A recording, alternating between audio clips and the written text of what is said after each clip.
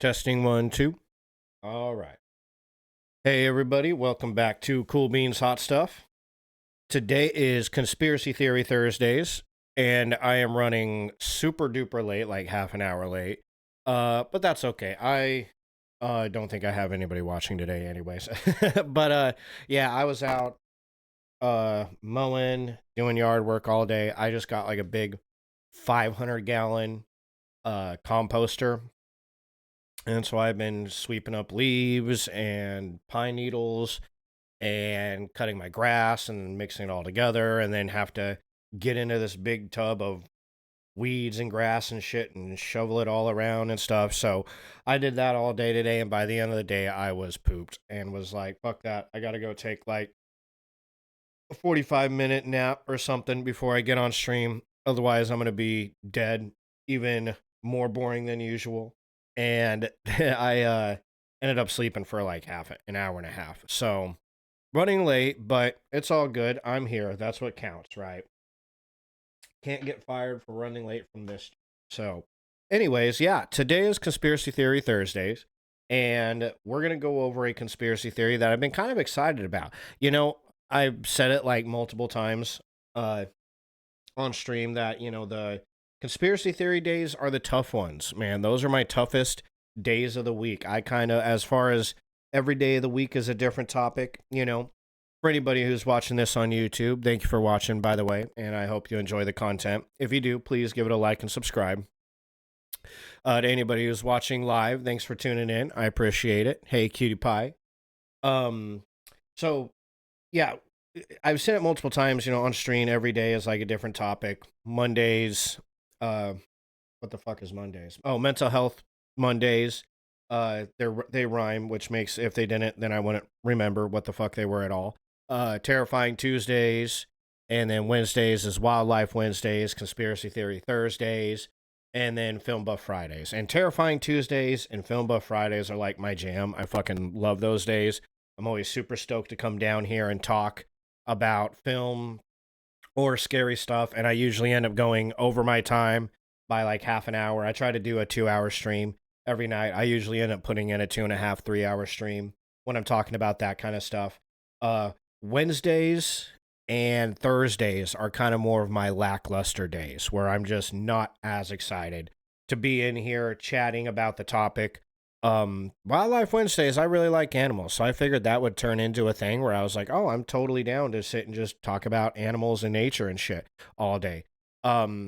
Which, well, for 2 hours, but which, it is chill and it is fun. And in some of the cases, the research is easy and fun to do, but I do struggle with topics on that one, right? Like I'm at a point where I'm about to just start picking random animals and giving you a whole 2 hour dissertation about the anatomy of the antelope or some shit, right? So I'm running out of ideas pretty quickly for those days.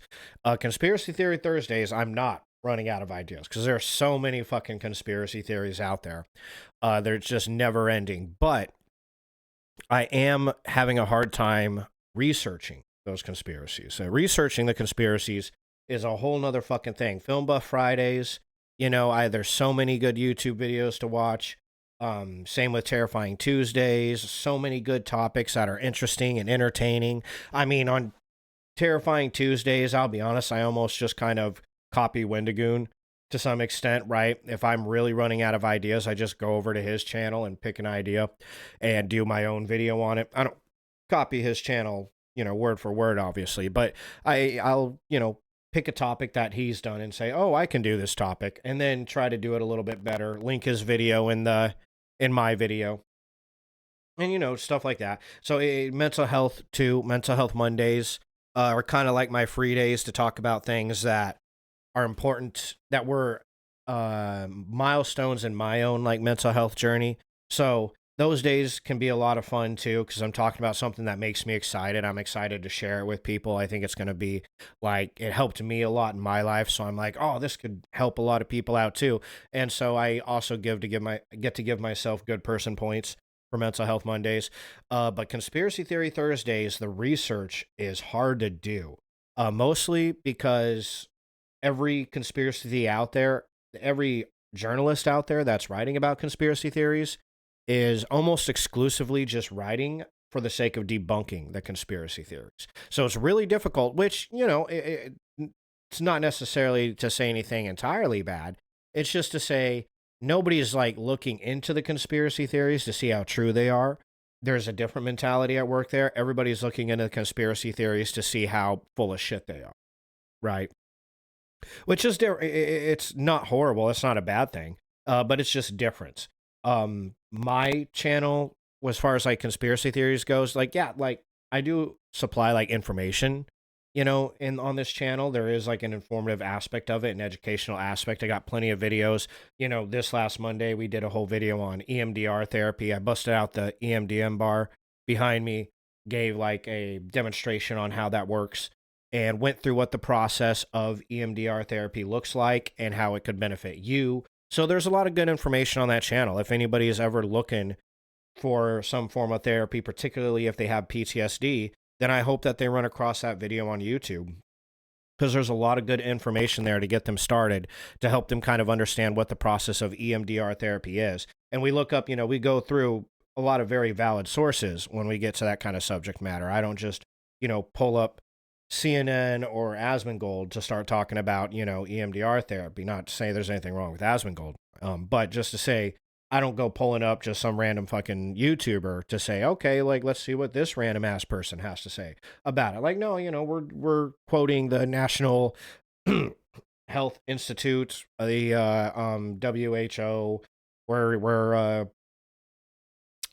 taking videos from, on Wildlife Wednesdays. We're taking videos from National Geographic and sources that are pretty trustworthy when it comes to whatever the particular subject matter is, right? So there's still an informational aspect to the channel, but it's mostly meant to be entertaining. That's the whole point. Is I want to make a channel. If it's just informational, it's a little bit difficult to be entertaining, and I'm not really in a position where I could make just a 100% exclusively educational channel, because I feel like I don't have the credentials to do that. But I can mix up entertainment, take topics that are fun and enjoyable, and then also informative, and put the two together and try to make something that's unique in its own special, tiny, little retarded way, I guess, right? So that's what I'm really shooting for. But with the Conspiracy Theory Thursdays, it's, a huge part, my cutie pie told me this, and when my cutie pie tells me things, she's usually right. She was giving me some critiques on the stream the other day and made a really good critique. And she kind of said, Conspiracy Theory Thursdays are meant to be entertaining, and it's more entertaining to believe that the conspiracy theory is true, right? It's exciting to walk away from your streams with the feeling like, ooh, that might be true. When you immediately come on and just debunk the fuck out of everything, it kind of, pisses in the soup. It kind of ends the fun for everybody, right? You rain on the parade. And so, yeah, that was good feedback. And it was like, well, that's true. Like these, all the conspiracy theory videos I've done so far, it's just me debunking shit. But then I kind of looked into all the sources. I kept that in mind while researching next month's conspiracy theory videos, and realized, like, man, it is really fucking hard to find sources that don't just debunk it right out of the gate, first fucking paragraph, immediately debunk whatever it is I'm talking about. Not only that, some of these reporters, some of these mainstream, what would you call them, journalists, some of them are complete fuckheads about it too. Just to, put it bluntly, that's as polite as I can be. Some of them are just straight up fucking assholes about it, where you're like reading their article, and their article is structured with this snooty little voice you can hear in your head while you're reading, where it's like, yeah, if you believe in this conspiracy theory, you're a fucking goddamn stupid. And it's like, Jesus Christ, bro, chill. Like, just trying to read about this shit. Goddamn. Like, no wonder fucking, I mean, it's like, yeah, that's just a weird attitude to have, like, particularly when you're getting into some of the funner conspiracy theories, man.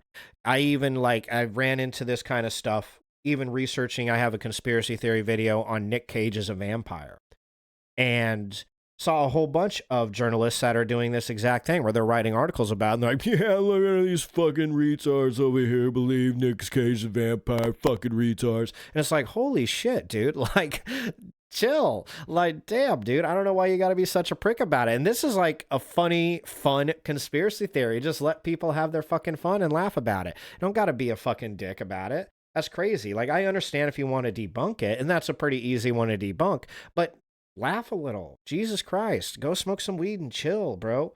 Don't got to be a dick about everything. So I run into that a lot with the conspiracy theories, which makes my conspiracy theory Thursdays difficult to do research on, and then kind of makes me a little bit lackluster behind the mic, where I'm just kind of like, all right, gonna do another one of these days. Here we go.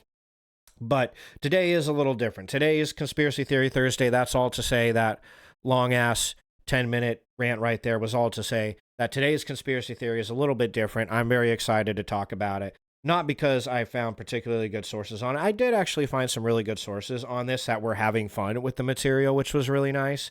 That was a good change of pace. But mostly because, and here's the, just to put this in there too, going off on another tangent, I have yet to do any kind of like seriously controversial conspiracy theory, right? You know what I'm saying? Like, there are some conspiracy theories out there that genuinely piss people the fuck off. I have them saved in my phone. I got a huge giant list of stream topics saved for every day. And that Conspiracy Theory Thursday, I have some on here where I know, like, if I do a video on this, it's going to piss people off, anybody who watches it. Not to say, I'm only a month and a half into streaming and YouTube. I've never done it in my life, so it's not like I have a massive audience at this moment anyways. But the tiny audience I have, there's a good chance that some large percentage of them are going to be annoyed or pissed off that I'm even bringing up this conspiracy theory. Like, the flat earth, for some reason, really seems to tick people off. When I researched that online, I decided to not do a stream on that because so many people were irritated and pissed off about it. The George Soros one is heavily, any article I've seen on that comes with almost immediate accusations of people being anti-Semitic. As soon as I look up George Soros conspiracy theories, every single web page that I go to is like, yeah, this is pretty, anybody who believes this though just fucking hates Jewish people. And it's like, wow, I don't want to touch that with a 10-foot pole. Holy fucking shit. Like, is it really that big of a deal though? Is it like, because I don't think that's the case. Like, I've met people who are, I myself don't particularly think George Soros is a really good guy. He has some interesting aspects of his history that are pretty disturbing, including him working with the Nazis too. I just want to put that out there. This dude genuinely, yes, he's Jewish, but he genuinely gave other Jewish people up to the fucking Nazis in Hungary. And we're over here like, oh, if you criticize him, you're fucking anti-Semitic. And it's like, but are we though? Is this the truth? I'm having a hard time believing you when you say that. I don't think that everybody's doing it because they dislike Jewish people. Anything about the WEF, automatically it's like a QAnon thing where it's like, I'm just trying to read on it. I don't give a fuck about the QAnon shit or whatever they got going on over there in that little fucked up corner of the world. I'm not Mr. QAnon, but everything about the WEF I read, conspiracy theory wise, they're just trying to tie it to QAnon stuff. Let's see, what else was there? Anything that has to do with Israel. Graham Hancock and his ancient civilization. This one turned into like a real thing. When I'm like researching that online, everybody is like, if you believe in this guy, it's not everybody, but an alarming amount of people have written these articles stating that if you believe in this guy's ancient civilization or believe in essentially his theory of Atlantis, more or less, you're a Nazi. And it's like, how did that happen? Like, I watched a whole interview with this guy, and he was like the least Nazi person I've ever seen. He was such a sweetheart. It blew my mind that people were saying that. I actually looked in to see if this guy had like a Nazi background or something, if he came out and said something at one point in support of Nazis. And I didn't find nothing, not a single thing. So I don't entirely know where that fucking came into the mix either. You know what I'm saying? And what were some other ones? There's a few of them. Oh, anything with vaccines. Yeah, that's going to piss a whole bunch of people off too. So there's a lot of people a lot of conspiracy theories out there that piss people off. I haven't touched on any of those yet. None of those. Not a single one. If I pull up my YouTube channel, let me just pop it up here. Yeah, if I look at my conspiracy theory videos, I've done one on dead internet theory, which is pretty mild, right? Like there's no reason to get pissed off about that conspiracy theory. The Large Hadron Collider, again, there's numerous conspiracy theories with that one. I might even redo that video because that video was kind of a shit video. It was like one of the first videos I did, and it was shit. Conspiracy theories that were true. I just did a whole stream on that, which was probably my favorite one. And Nick Cage is a vampire, and that's it so far. So we've only got those 4 up there. Wow, I've only done 4 conspiracy theory Thursdays. That's crazy. But so all of those are relatively chill, benign conspiracy theories, and still I run into this shit where I'm looking up articles, and everybody has just not everybody, but a lot of these journalists have this nasty attitude in their journalism. In that Large Hadron Collider, halfway through the video, I literally like have a very small temporary crash out moment. All right, it was a tiny one. It was a little crash out. It was a crash out, but it was little, where I was just like, dude, fuck this journalist. Like this dude, like, I didn't read the article before I used it for the stream, and then I'm reading it on stream, and I'm like, fuck this guy. This guy has given us nothing. Like, he's not even saying why the conspiracy is wrong. He's just talking about how everybody who believes this is like a psychotic Christian nationalist or something. And I'm like, where the fuck is this guy even coming from? And I'm not even like Christian. I'm not a very religious person. And I'm like, dude, this dude is being like unduly offensive for no fucking reason whatsoever. I don't know what's going on here where he's just this pissed off about people having a silly conspiracy theory that the people at CERN, the Large Hadron Collider, even played into. Like, they even made a joke about it at the LHC, the Large Hadron Collider. They went and you can go check that video out on my channel, not to give you spoilers, but like I said, I might redo that video one day anyways. But the people at the Large Hadron Collider had this whole, what do you call it? They made a fake video of them sacrificing a woman in front of a giant statue on the premise of the LHC, of the CERN, what would you call it? CERN property, okay, for lack of a better word. I'm brain farting on the term here. But it was to play into this idea that there are a bunch of devil worshippers over at the LHC. Even the people at the LHC had a good time with it, made a fake video, and are having a good laugh about it. And then this guy comes in here with this pissed off, angry article talking shit, and it was like, halfway through the stream, I was like, dude, fuck this guy. Like, we're done reading his article. I'm gonna make a note never to read this asshole shit again, because there's just no reason to get that pissed off at people over just wanting to have some fun, right? So that's the challenge that I run into with Conspiracy Theory Thursdays. Today, I didn't run so much into that challenge, but more so than this being a particularly challenging thing to research or not, that's besides the point. The Denver International Airport, which is what we're going to be talking about today, it's an airport in Denver. Denver is by far the most favoritist city that I've ever lived in, and I've lived in a few. I've lived in Phoenix, Los Angeles, Nashville, Denver, lived in a lot of smaller cities, Bozeman, Montana, Casper, Wyoming. I'm blanking on the rest of them, but smaller cities, and then lived in really small towns, too, all throughout Montana and Wyoming. And Denver is by far my favorite place to live. It's so beautiful. It's the most beautiful city I've ever seen. And even though DIA can be a real pain in the ass to get into and get through security because of how big of an airport it is and how many people are flying in and out, it's still my favorite airport. Anytime I fly into DIA when I go to visit family, I'm just like at home. I'm so excited to be here in DIA because I flew out of here so many times, flew in here so many times. I grew up using this airport whenever my family flew anywhere, and I just love it, man. It's just got that aura for me where it's home. And so it was really fun to put together a stream about Denver, Colorado, and really fun to put together a stream about DIA. And if you don't know, if you're not aware, if you're, still 20 minutes into this and you're like, bro, you still haven't fucking said why the fuck we're talking about DIA. Well, we're talking about DIA because it doesn't just have one conspiracy theory. It doesn't just have two conspiracy theory. Motherfucker, it doesn't even just have three conspiracy theories. They got at least a half a dozen conspiracy theories about this one fucking airport. This one airport just caught all the shit. It's just overloaded on conspiracy theories, man. And it's really fun because I grew up hearing all these conspiracy theories from my parents, from the people around me, talking about the lizard people and the Nazis and the aliens and this. Yes, all those things have to do with DIA. They got conspiracy theories on all that shit. And it was so much fun to listen to when I was a kid and hear this shit and be like, wow, that's crazy. And then I'd go to the airport and see all the things everybody's pointing at. See, that's a Nazi over there. That's a Nazi sign. I'm like, oh shit. It was a fun thing when I was a kid. And so I enjoy talking about it. And I'm excited to do a video on it and talk about it. So if you survived through that 20-minute long rant that I just went on, good on you.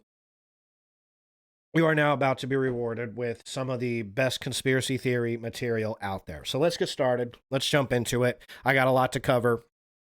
Denver International Airport, one of the busiest airports in the world. First, let me just introduce you to the airport. Some fun facts about DIA.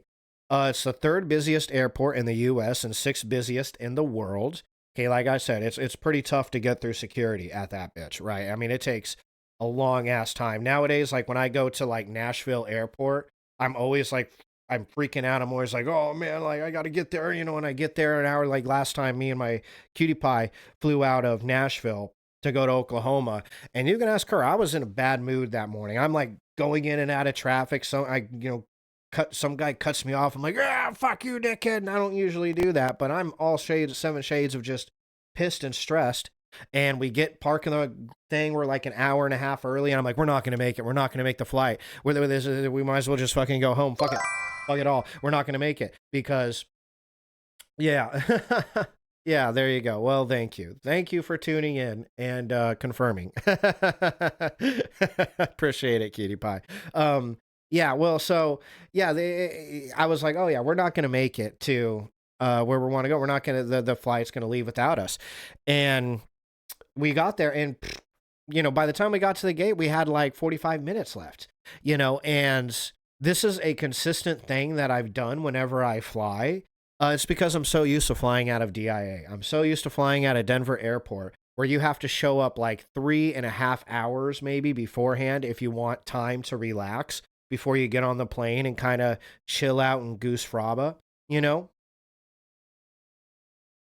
that you need that time, and you should make time to that amount of time. You need a shit ton of time to get through the airport. It's a big fucking airport. You have to take shuttles between all the different wings, and it's can be confusing. Parking can be a pain in the ass. It's got the whole thing, right? So I'm so used to flying out of that airport that now I fly out of Nashville Airport, and even on like my worst day, I'm still showing up an hour too early for my flight. But it's good. To be honest, it's a good habit to be in, I guess, right? I've never missed a flight in my life, and I don't think I probably ever will because of that. But yeah, third busiest in the nation, sixth in the world. 82.4 million passengers in just 2024 alone. That was their all-time record. 4.6 million international travelers. 732 pounds of cargo. Wow. And that's in 2024. 74% increase from 2023. That's pretty interesting. Busiest airport in the world, over 82. Yeah, we already read that. Is one of the busiest airline hubs in the world's largest aviation market. Denver is the primary economic engine for the state of Colorado, generating $47 billion for the region annually. So what makes Denver unique? Denver International Airport served 4.6 million international passengers, serves 231 destinations. Average daily passengers is 225, so almost 250,000 people every single day fly in and out of there. That's crazy to think of. 173 gates. I don't know if you remember, Cutie, how many gates they have in Nashville, but I think it's like 40, 60. They have 173 in Denver. The Jeppesen terminal features 2.6 million square feet of space in just one fucking terminal. And I think there's three terminals, A, B, and C. I don't know which one is Jeppesen. Uh, the approximately 240,000 square foot tent roof is held up by 34 masts. I will get to that in a second. The tent roof. Denver has approximately 300 lane miles of roads, more than the distance from Denver to the Utah border, of just lanes for planes. That's so crazy. The airport has more than 51,000 public parking spaces, and that's still not enough, let me tell you. That's still absolutely not enough. Were you sick that day when we flew out? Oh, you mean Denver. Yeah, when we flew out of Denver, you were sick. I remember that. Yeah, you went to Denver. Well, you partied too hard the night before, right? We're no spring chickens no more, cutie. You partied way too hard when we went to the club that night, which is understandable because Denver has some pretty awesome clubs. So, I used to be a club promoter in the city of Denver. And so that's a little bit of bias there, but I still stand by it. Yeah, you partied way too hard.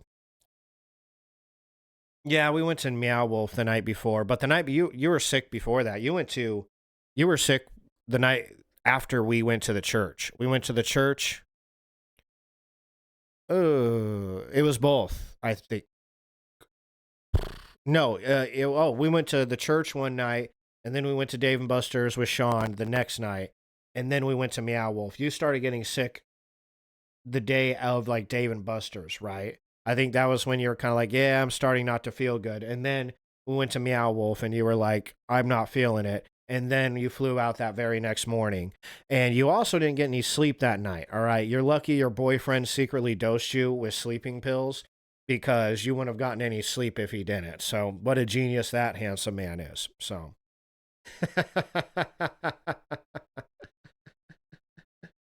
okay, hold on. Let me put this. Why will you not go back where I want you? Okay, well, agree to disagree.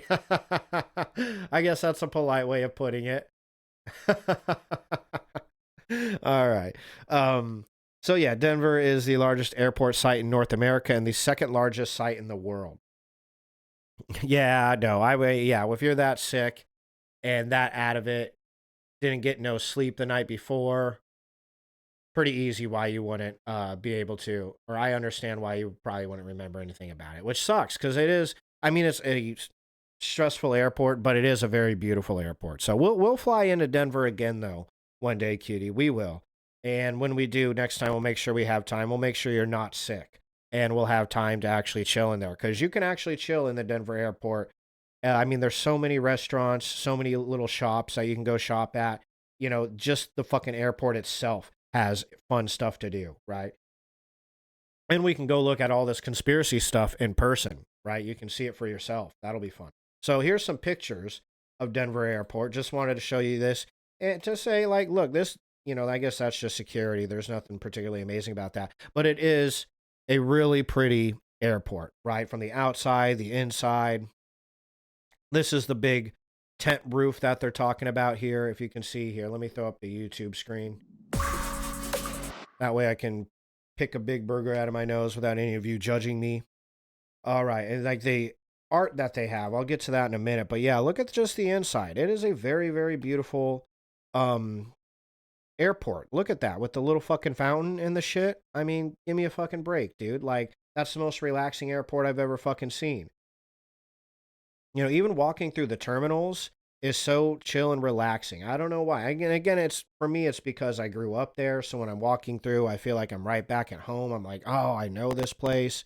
This is so familiar. This is, I think, the downtown where the tram comes in. Downstairs where the tram is, because it's got a little tram that goes in between all the different terminals. But yeah, it's just the inside. Very pretty. It's a very clean airport. They take really good care of the airport in Denver. I guess it's been a minute since I've been to it. I was there with Cutie Pie when I dropped her off. But, it's a very clean airport, very chill, so much shit to do there. And then the outside looks really cool too. Even from the outside, it's a very pretty airport. These little tent things are it's pretty infamous for having this little tent part of its building. I don't entirely know what the tent part of its building is. Maybe we can research that a little later at some point. But it's all around. It's a pretty airport. And then it's got all of this beautiful artwork in here, right? The art installations that are all over this airport, because the airport is chocked full of art installations, and we will be talking about a few of these, are just beautiful. So many beautiful pieces of art all over that airport. You know, even in on the ground right here, they regularly have various different statues and art installations that they're putting up in different parts of the airport, taking them down, putting them back up. We got some interesting things to say about this particular piece of art, and this particular piece of art, and this particular piece of art. And where did you go? This particular piece of art. All of them have conspiracy theories. The art in Denver International Airport is a huge part of the conspiracy theories. But it's just beautiful, man. And there's so much beautiful and well-made art throughout that whole airport. It's just enjoyable. Look at this. What the fuck is this? I don't know. I have never seen that before, but it was there at some point. Whatever that is, some sort of dragon thing going on there. Whatever it is, it's fucking dope. So, yeah, man, really cool airport. Tons of beautiful artwork. And obviously, what we're here for, what we're here to talk about. Let's come back here for a minute. The conspiracy theories. That's what we're interested in, right? Fuck the artwork. Let the art critics do that. Let's look at some conspiracy theories. Okay, so there's a whole lot of them. Tons of conspiracy theories at Denver International Airport. Like I said earlier, we're going to try to get through as many of them as we can. Try to get through all of them. The first one that I want to bring up is the alien conspiracy theory. Not that close encounters. All right, so this is from the denverlibrary.org. They have a lot of good information on there about Denver in general, but the conspiracy theories, we're going to be going back to this website quite a few times during the course of this stream. They got some pretty good information for us. So, one of the stranger and most easily dismissed claims, which is kind of why we're starting with it, began with an anonymous individual watching or rewatching the 1977 Steven Spielberg classic, Close Encounters of the Third Kind. In the film, a mysterious broadcast purportedly reveals the coordinates for the Devil's Tower, a Wyoming landmark that is pivotal to the story. I've been to the Devil's Tower, by the way. I was born in Wyoming, and it's pretty beautiful up there, too. But supposedly in the movie, a mysterious broadcast sends coordinates out to that, or coordinates for the Devil's Tower. However, for some unknown reason, the coordinates don't actually respond to the location of the Devil's Tower. In real life, the real world somebody took the coordinates in the movie and tried to dish them out, and where do they go? Not to the Devil's Tower. They went to DIA. Years later, the mystery of the strange coordinates were revealed. They actually indicated the future location of Denver International Airport. Okay, the movie came out before DIA was even built. In fact, a dozen years before construction on the airfield even began. So that is the conspiracy theory. The mindfuck is that the coordinates in a movie that came out 12 years before they even decided to build the airport were the wrong coordinates for the point in the movie. The actual real life, they weren't the real life coordinates for the Devil's Tower. They were actually the coordinates for where they were going to put DIA. And so begins the conspiracy. Those aliens, those fucking aliens know something. What do they know? And then there's also some other little interesting things that kind of have to do with this conspiracy theory. I've seen this writing on the floor. This is a piece of the floor in Denver International Airport, and it says, Besh dit gay, gay. Gay. Why are you gay? That's what it's saying. N-A-Og. What could that possibly mean? Well, a lot of people decided, oh, that's the fucking aliens is what it is. It's like welcome home to the aliens, or kill all humans is probably what they're trying to say, these fucking alien psychopaths. So that's, I personally heard something slightly different about the writing on the floor, and we will get to that in a second, what I was always told the conspiracy was. But this is, for some people that I found all over the internet, some people believe that this is alien writing on the floor, okay? And we will come back to that.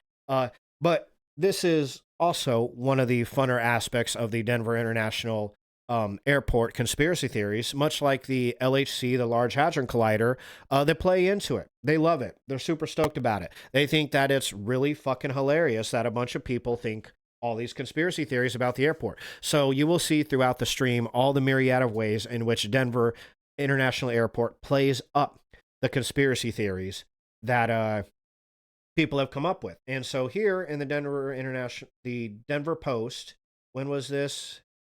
This was in 2016. They did DIA embraces alien conspiracy theories with a close encounters screening. So, once again, Denver International Airport is betting that a mix of travelers and curious film lovers will show up to watch a free movie on its new open air plaza, attracted in part by the airport's rich trove of conspiracy theories. The airport on October 20th will screen Steven Spielberg's 1977 classic Close Encounters of the Third Kind for free, along with a conspiracy theory themed costume party. Even this Steven Spielberg classic has managed to make its way into the conspiracy lore of the airport, with some people claiming the coordinates provided by the aliens point to Denver International Airport, said Stacy Stegum, Senior Vice President of Communications, Customer Service, and Marketing. While the coordinates actually lead to a field far north of the airport, we are still having fun with this theory and closing out our conspiracy month of events with a free screening of this timeless sci-fi movie. And I'll get to the actual real coordinates in a minute. They do point to a random fucking field, but it's a slightly different. I want to talk about it, add a little bit more into that. But yeah, there you get the gist. Attendees are encouraged to show up in a conspiracy theory themed costume. I'll be with no full masks or weapons. Yeah, that's kind of important in an airport, right? Real or not. Yeah. We are an airport after all, okay? But that just goes to show you what kind of fun the airport likes to have with conspiracy theories, right? This is the kind of thing I like, and here's the thing. When it comes to conspiracy theories, if you're the kind of person that you're really out there to debunk, because I watch a stream, I think, actually, there's even VODs on my channel of me fiddle fucking with my audio on my stream because my audio's been fucked up ever since I started streaming. There's been a little lag and a little and a little crackling and shit in and out happening, and so I'm always constantly on the weekends throwing my stream up and then testing different drivers and shit to figure out what the fuck is going on. And last weekend, I think it was, I was up here doing that, listening to one of my favorite streams, not a Twitch stream, a YouTube stream from these guys, Sitch and Adam. I really enjoyed their stream. They're couple dudes who mostly just do like political commentary mixed with comedy. And again, they're two of my favorite streamers, but they are so fucking animate, hell bent. They get like 7 shades of pissed off whenever anybody brings up like any kind of conspiracy theory, dude. They just get outright belligerent and start throwing hissy fits the entire fucking stream about how every conspiracy theorist, you're all a bunch of fucking cocksuckers. And it's like, Jesus Christ, dude, what conspiracy theorist borked your fucking mom, right? Like, it's just crazy to have that kind of reaction. Okay, but the thing is, I'm like, well, there is clearly people who just get this pissed off that other people enjoy this kind of content. I don't know. It's weird. I myself am not like a big conspiracy theorist. I don't go deep diving into this. Well, I guess I do now. But mostly so I can make the streams. Before then, I never really did. I was aware of them, and sometimes I'd watch like a YouTube video on it just for shits and giggles. But it was mostly friends and family that said it would be really cool if you spent a day going over conspiracy theories because that's a lot of fun. And I said, sure, bet, let's do that. I will do that. Conspiracy Theory Thursday. Plus, there's not a whole lot of things that I can that alliterate with the word Thursday. Right? I can't do like Film Thursday, right? Wildlife Thursday. It just doesn't have the same ring to it. Conspiracy Theory Thursday had a good ring to it. So I was like, okay, fuck it. Let's throw that in there then. But I myself am not a huge conspiracy theorist. But I understand why a lot of people enjoy it, right? It's fun to sit and bullshit and talk about, right? So when I see people who get that upset over it, it's like, I don't know entirely what's going on with you. But even if if you're that kind of person that really does not like other human beings engaging in conspiracy theories for whatever reason, maybe someone well-known conspiracy theorist borked your mom and never called her back, and you're upset about it, so now all of them are assholes, right? If that's the case, fair enough. Sorry for you and your mom. But the best way to combat this is to just embrace it and laugh about it and play into that shit, dude. Like, the LHC does it, DIA does it. If these massive organizations can do it, so can you. You can chill the fuck out and have a little laugh at it too, especially and mostly you journalists, really. That's who I'm talking to. All the journalists out there who are like hell bent on proving every conspiracy theorist wrong and being an asshole about it more specifically. Take a page out of DIA's book. It's just fun, dude. It's just fun. So, what about these coordinates, right? I said we'll come back to the coordinates and then we'll also come back to the alien language because now, at this point, I will say I am about to debunk it. Okay. So if you don't want this debunked, you want to go on believing the alien conspiracy theories, then fine by me. Shoot ahead like 5 minutes in the stream. From this, after my conspiracy theory streams are done for this month, because I do the research for my streams like 3 or 4 weeks in advance. I already have all my streams researched for next month, which would April, May. Are we in April? Is it April or is it May? What fucking month is it? Oh, it's May. Okay. Whew. I was for a second there. I was like, oh my God, I'm ahead a month. Like, look at me. I've never been ahead for anything in my life that much. Yeah, it's May. So May, June. So I already have all the streams researched for June. Now I'm just, going through May. And then when I get to June, I'll have them figured out. But by the end of May, I'm not going to be including a lot of debunking in my stream. What I'll be doing is adding the debunking to the YouTube videos, so you can go into the description and click on the link and go to where they've actually debunked it. But I'm going to keep it open for all those out there who want to have a little fun. But today we're going to do a little debunking. Okay, so what about those coordinates? Well, the close encounter coordinates lead to Alt, a farm in Alt, not Denver International Airport. Alt is a teeny tiny little bibby town out there. It's pretty far from Denver. I mean, I don't know. I guess it's not super far, but it's been a long time. I want to say it's about a 45-minute drive, maybe a little bit more, maybe 45 minutes to an hour away from Denver, right? Okay, so Jared Jekang Mayer.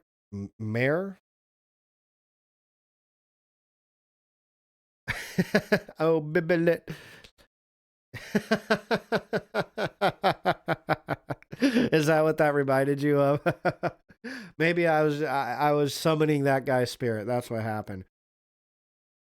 That's funny. I'm talking to my girlfriend. I didn't even realize I sounded like that until you said something. That's funny.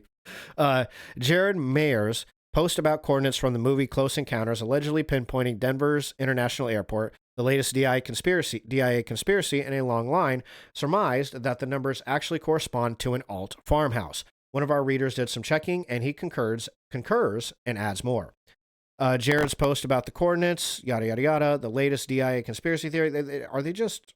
Okay, I thought they were just repeating themselves. Okay, so Mr. Rain, writes, the coordinates is located just north of Alt, Colorado. It's not DIA. The fact that Google Maps zooms in there sounds like an Easter egg planted by some joker. So I don't know exactly what that means. I haven't done it on my Google Maps, but supposedly if you type in those coordinates, you do get DIA, not the alt map, which is kind of even funnier. Even Google apparently isn't. Some programmer in Google is even in on this conspiracy theory, right? It has nothing to do with the actual latitude or longitude. There's an easy check that you can do for that. Yet what I can't figure out is why the movie uses the coordinates for Alt Colorado instead of the Devil's Tower. Yeah, right. Like, I don't know why that either. That stumps me. Why didn't they just use the fucking coordinates to the Devil's Tower? It's not like the longitude of the Devil's Tower is hard to find. Maybe it's another Easter egg. Maybe someone who worked on the movie has a grandma that lives in Alt. Oh, could be. So I wanted to throw that up there because I actually had a friend that used to live in Alt. ALT is an acronym. It stands for a unique little town. AULT. That's what it stands for. And let me tell you, it is not a unique little town. There is absolutely nothing unique about it as far as little towns go. It is like every other little town I've ever fucking been and lived in, which is a lot. But my buddy used to live in Alt. Alt isn't as bad as Greeley. I think a lot of people are familiar. I'm going to run over to the rant screen. Ooh, how's the beard looking? Beard's looking good. I'm using some new beard thickening cream. So it's looking pretty good. Yeah, look at that sexy beard. So yeah. Aw, you're so sweet, Q. You're gonna make me blush on camera again. So everybody's familiar with Greeley, Colorado, because it was heavily featured in South Park. not everybody, I guess, but people who enjoy South Park are going to know where Greeley is, are going to know about Greeley because Greeley smells like shit. It even says so in South Park, and it's true. Greeley smells like a fucking cow's asshole because it's surrounded by cattle ranches and butchers. What do you call it? Slaughterhouses. I'm pretty positive, Cutie Pie, when you and me drove from Denver, Colorado to Wyoming, I'm pretty sure you mentioned something to the effect about, yeah, you remember smelling it. You rolled the windows up like, what the fuck am I smelling? Well, you were smelling Greeley, Colorado. Greeley, Colorado is infamous for its smell. And Alt isn't that far from Greeley. It's closer to Greeley than it is Denver, and it smells a lot like Greeley. It smells like ass and shit in a slaughterhouse. And it's pretty gross, it is. And I used to have a friend that lived and worked on a small cattle ranch in Alt, and I would go down to Alt, and that's why I know Alt. That's how I know it's not unique, because I've been down to Alt numerous times to help my buddy during calving season, during various different parts of the season when the ranch he was working on didn't have an extra hand and they're willing to pay me for a day or something like that to go out and help with a fence or a bowl or move irrigation pipes, whatever it was they were doing. Needed some help, I would go down there and help out. I'd drive from Denver down to Alt and go help them with their little fucking cows or whatever and shit. And so I've been to Alt many times, and there's nothing amazing about it. It is a nice little town. It is cute once you get past the smell, which takes about 2 or 3 hours. Once you've been in Greeley or Alt for about 3 hours, you go nose deaf and you can't smell it anymore. It's like, it just disappears and you don't smell anything, which is a pretty wild thing that your body does, but that's what it does. It protects you from those horrible smells. Okay. So realistically, the movie doesn't point to the future spot of DIA. It points to this random ass little town, Alt, Colorado. And what about that alien language I told you about earlier? The Bish Dit Gay. And there's 3 others, Zit Dit Gay, and Ninini Nesi, and Sis Najini, and Og. Well, that's actually Navajo, is what that is. That's Navajo language. That's why everybody is like, what the fuck is that? Well, it's Navajo. Bishdigat or whatever means white metal or silver. One of them means the mountain that is white, or more simply, White Mountain. Nininichi Nichi is Tallow River, the translated Navajo name for the branch of the South Platte River which flows near DIA. And Sis Najini is a mountain sacred to the Navajo people, said to be the eastern boundary of the Dinate, Mount Blanca or Blanca Peak. So in addition to these Navajo inscriptions that you see all around the floor in Denver International Airport, there's one other item inscribed on the floor which has had quite a fuss made of it, despite being arguably the least mysterious of the lot. Yeah, if you had a hard time understanding a little wagon right here, what is this? It looks like a little cart, yeah, with something in it, and Og on there. If you had a little bit of difficulty with that, I get it. I understand. We're not all chemistry geniuses. You might have been tempted to think, given that Ah and Og are the chemical symbols for gold and silver, respectfully, that this image was a fairly straightforward acknowledgement of Colorado's history of mining both gold and silver.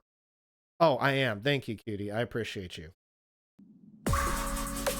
All right, I forgot that I was on my rant screen. Cutie Pie, good looking out. Good looking out. So yeah, there you go. Ah, Og. It's in a little cart. Okay, looks like a mining. What are they? I forget the name of that, but it's like you see in a mining movie that wheels along the mining tracks in a coal mine or whatever. Yeah, what that stands for is gold and silver. So, yeah, it's pretty just innocuous, innocent. They're just, mentioning, or I guess hinting at Colorado's history of mining both gold and silver. However, that hasn't stopped this benign and innocuous design from raising alarm bells among people who can't take anything at face value. The claim relating to this inscription is that it secretly reveals the means by which the Illuminati reptilians or a New World Order, we will get into the reptilians and the New World Order, will wipe out the bulk of humanity. The AUG ostensibly refers to a virulent pathogen known as the Australian antigen, of course. An antigen is something that actually triggers an immune response, not a pathogen itself. Also, while there is in fact something called the Australian antigen, so named because it was first found in an Australian Aboriginal patient, it is used to diagnose and treat hepatitis B. Hardly something destined to wipe out all of humanity except the elites and those destined to toil in the underground fungus mines under their watchful gaze. So that was a joke that he was going for at the end. Yeah, so a lot of people have said that this is some sort of alien language. And like this person said, a lot of people were saying this is the New World Order. Here's the inscriptions I was talking about that you couldn't see because you're busy looking at my handsome face. The Navajo language that's written all over the floor, right? This right here means white silver or white metal. They have another one that says White Mountain, another one for a Navajo name or the Talo River, and then another one for a mountain sacred to the Navajo people, the Sis Najini. I don't know, I'm probably not reading that right, but a lot of people assumed that this too was either one, alien language, like I said earlier in the stream, or two, a part of the Illuminati language. And we'll get to why people would randomly say the Illuminati when they see a weird, funky thing in the floor. But we're going to jump into something a little bit different before we get to the Illuminati, because the Illuminati I'm going to save for the ends. Before we get to that, we're going to go with the classic, the most classic conspiracy theory, the number one everybody's heard, Nazis. The actual conspiracy itself changes from who you ask, but it's something to the effect of the Nazis actually built Denver International Airport. It was actually built when American government thought that the Nazis would win, so they built the Nazi airport for the incoming Nazis when they came to America to kind of welcome them, like say, hey, don't kill us, look at this awesome airport we built for you, it's a fucking swastika, aren't we dope, don't kill us. So something like that. Or that, yeah, Nazis built it, or they are hiding the Nazis underneath it. That's right, Hitler didn't kill himself, they just hid his ass underneath Denver International Airport, of all places. So this was inspired, all of these different various conspiracy theories were inspired by the runways of Denver International Airport, which ostensibly make a swastika. It's a little bit easier to see in the blueprints for it where the swastika design comes from. In real life, when you look at it, it's a little bit of it's kind of a, retarded swastika. It's a little bit derpy, but it's there. It's there. Those are runways, by the way. I think I said that. But yeah, so one of the most prevalent theories is that the runways at DIA are arranged to form a swastika as a tribute to the fascist New World Order. As can be seen below, this one isn't quite as far-fetched as it may seem upon hearing the claim. The layout does bear a resemblance to the notorious symbol, particularly if you choose to selectively ignore some parts of the scheme. Far from the nefarious claims, however, the reasoning behind this configuration is pretty straightforward. Simply put, having the various runways splayed out in this pinwheel design makes it easier for multiple runways to be used at once, and minimizes the chance of having to shut down all runways during inclement weather or strong winds. So yeah, basically if there's a strong wind coming in over here, they can shut down this one, but they still got three others that have planes going in different directions, right, is the thinking. Of course, as you can see below, the shape isn't as well defined in actuality as it seems at first blush. While the brain seeks patterns and the layout of the airport creates a sense of recognition, once you actually try to trace the lines out, it becomes apparent that the alleged swastika isn't quite as clearly present as one may have initially thought. Note that the elements which have been traced were picked in order to best define the expected pattern, not because of their significance or prominence. Also, the form was traced without adding lines that aren't there, or arbitrarily ending lines to create artificial symmetry. Even then, there are a great many elements of the design which have to be ignored completely in order to keep the pattern from being disrupted. Sure, I suppose. I mean, I don't believe in this particular conspiracy theory, but again, yeah, you can just look at the blueprint and see the very obvious swastika there. I mean, don't kid yourself, son. It's a fucking swastika, all right? It's a derpy swastika, right? It's the swastika that has to wear a helmet to the bath, but it's a swastika still, all the same, right? But it was intended because it's the best design for the airport, right? See, yeah, that's just what the government wants you to think, right? Exactly. That's what I'm saying, Cutie Pie. Government just wants you to think that it's a derpy swastika. instead of what they really intended it to be, which was a less derpy swastika. So, anyways, yeah, okay, fair enough. It's a little bit of an oddball one, but again, it's designed for a legitimate reason. Oh no, it's the other way around, is what you're saying. Ah, okay, gotcha. Yeah, so it is, it's the swastika design was made this way because it makes it easy. It makes what's more productive, makes the airport more productive. Okay, it doesn't have to be. Not everything that looks like a swastika intentionally is meant to for the sake of harming people. Oh crap, my chat went away. Put you back up here.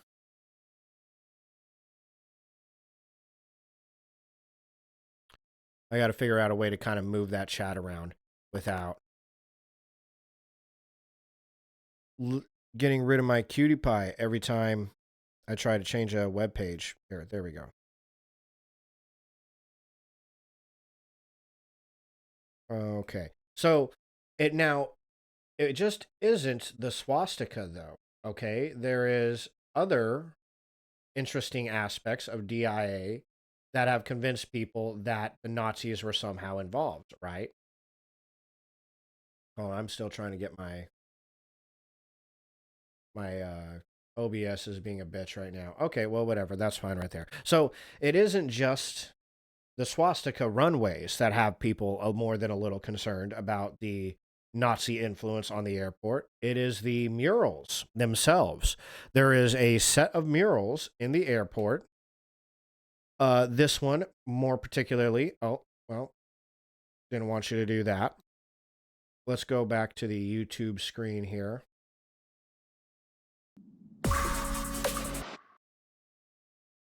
All right. Let's see. Boop-a-doop, doop-a-doop-a-doo. Open image, a new tab. There you go. Nice big fat image for you to stare at. So take a look at that image for me. And what does it look like is happening there? This is an actual piece of artwork, too, by the way, in the airport. It's a big ass wall. It's a mural on a big ass wall. You can see a railing here in the corner that a person would stand on. So, you would be head about like right here, not stand on, but hold on to. So your head would be about right here. So this is a big mural. All right.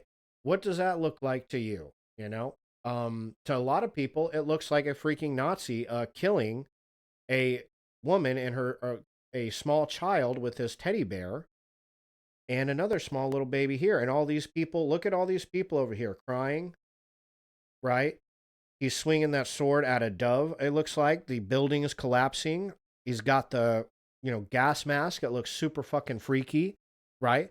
Yeah, people saw this piece of artwork and were like, whoa, y'all got a runway that's a swastika, and then you got a fucking, he's even got an eagle right here on his hat. And then y'all got an actual mural of a Nazi soldier swinging a sword, and all these people crying, buildings burning, poor little dove about to get sworded right there. Yeah, it's no bueno. What the fuck is that about, man? So that right there was a big part. There we go. This gives you a good picture of the actual size of the mural, right? So it's a decent sized mural, right? Yeah, a lot of people took that and said, well, that's not cool, bro. What were you guys thinking there? And it turns out the mural continues, though. Okay. So, spoiler alert. I guess we're going to spoil this one real quickly. Mostly just because, if I didn't, then I would only be giving you a half truth. I do have to bring this up though, side tangent. This was an art installation that they had at the airport at one time. Again, to celebrate the alien conspiracy theories. They had these little glass boxes all around the airport that had little alien skulls that they said were dug up on site and shit like that. How funny is that? Okay, so again, they're just playing into it and having a good time. So this mural with the big scary dude continues, right? So here's a really big one, right? So that what we showed you was just the centerpiece of the mural. The mural actually continues. It goes on. And I think there's another side of the mural over here, or I think it's on the opposite wall. Here it is. So it goes from this picture, I believe, to this picture right here. Okay, mural 2. Yeah, this is mural number 2. Okay, we see people being laid to rest, animals being laid to rest. See, look at all these animals are dying. Forest catching on fire in the background. Children here at essentially there's a small child here that's clearly passed away. And all of these people, all of these mostly children, it looks like, and a sad little squirrel and a penguin in a box, all, you know, praying over the, oh, here's a third one, all praying over the coffins of these 3 people who have passed away, and this leopard here, and looks like, I don't know if that turtle's sad or dead, but it's, it's not happy, that's for sure.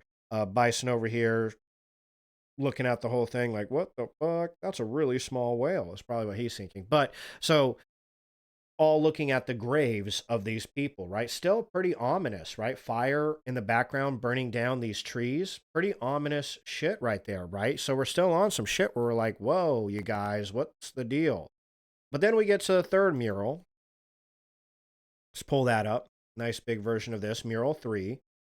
So now we have a whole bunch of people all happy celebrating. This person right here is playing guitar. She's like beep beep beep beep, and they got their flag, various flags wrapped around. I don't know what those are wrapped around. What are those swords? I think they're all the weapons that are wrapped around in nations' flags. And here's that Mr. Big Bad Scary guy again, or well, what it is a statue of that big scary soldier. Uh Broken, crushed, stomped, and then those 2 little happy doves. I don't know if any of you are aware, but doves tend to symbolize peace and that sort of thing. We got a big happy rainbow, like, ooh, everybody's so happy. And then they got, I forget, got the word peace here, but you got a whole bunch of various languages that I believe, don't quote me on it, all amount to essentially various ways of saying peace. And then people from all different ethnicities and nationalities all gathering around with the weapons from their countries wrapped in flags and are all cheering and smiling. So when you put the 3 together, we're getting a little bit of a better idea of what these 3 murals are essentially looking at. From what I understand, this tells the tale of war in the world. Essentially, it doesn't necessarily mean like Germany or anything like that. It's just world war. People, kids dying, mothers crying, peace represented by the white dove getting slaughtered by the big scary dude who, for obvious reasons looks like a Nazi. And then we have the second panel, which represents the forests burning down, animals dying, animals having to be kept in these boxes to protect them while the children cry over the graves of other people who have passed away. This one, I believe, is meant to represent the threat of climate change or the threat of deforestation, I think is another thing that was said. We'll actually learn here in a second. I'll give you the real skivvy on what it means. And then the third panel represents, did it again. Third panel represents the world coming together, all of the nations of the world coming together, giving up their arms and defeating war and climate change and happiness and peace and rainbows throughout. So that's what the mural as a whole is meant to take, which as a whole tells a really cool story, actually. Really neat mural, as a matter of fact. It's deep, has a lot to say, really interesting artwork as well. We can actually see how the rainbow starts in this first mural and then moves on to this third. And it's kind of an interesting little project, right? So don't take my word for it, though. We're going to pop over to these 2 fine folks who I believe actually made the mural. I believe it was these 2 who actually did it. Let me read that and make sure. Iconic mural displayed at DIA, created by Leo Tanguma, have drawn attention from people around from the early 90s. Unfortunately, much of the focus has been on the imagery of destruction rather than the storyline that ends with a vision of world peace. See, so I wasn't lying to you. Along with other elements, yada, yada, yada, New Oland, while these claims are unfounded, they have made a significant impact on the lives of the artists. So I believe it didn't tell us, but I'm pretty sure these are the artists who made it. Let's go ahead and see what they have to say about this conspiracy theory and how their mural has been taken.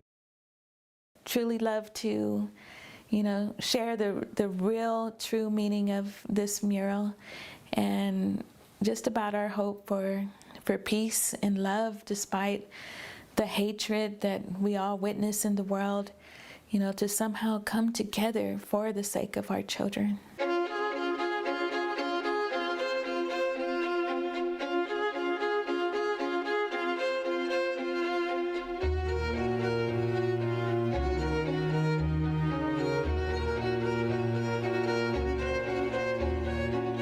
My name is Leo Tanguma, and I'm a mural painter.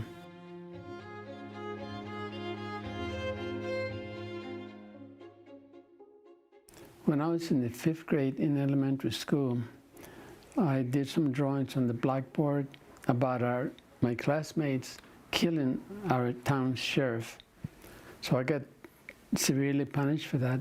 But the reason I did that is because the sheriff in our hometown was a killer. He had killed, up to that point, 7 Mexican Americans, including 2 of my mom's cousins.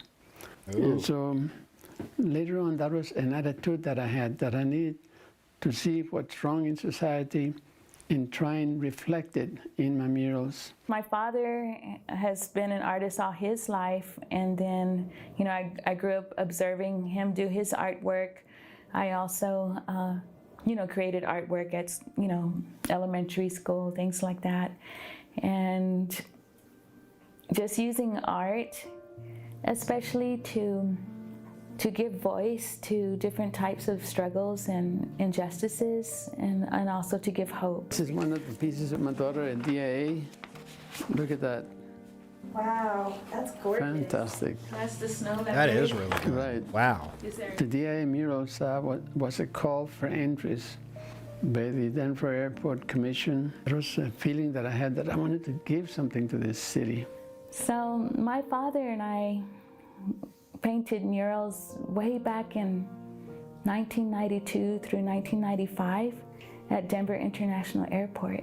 I wanted to do a mural where people from any place could identify with the theme.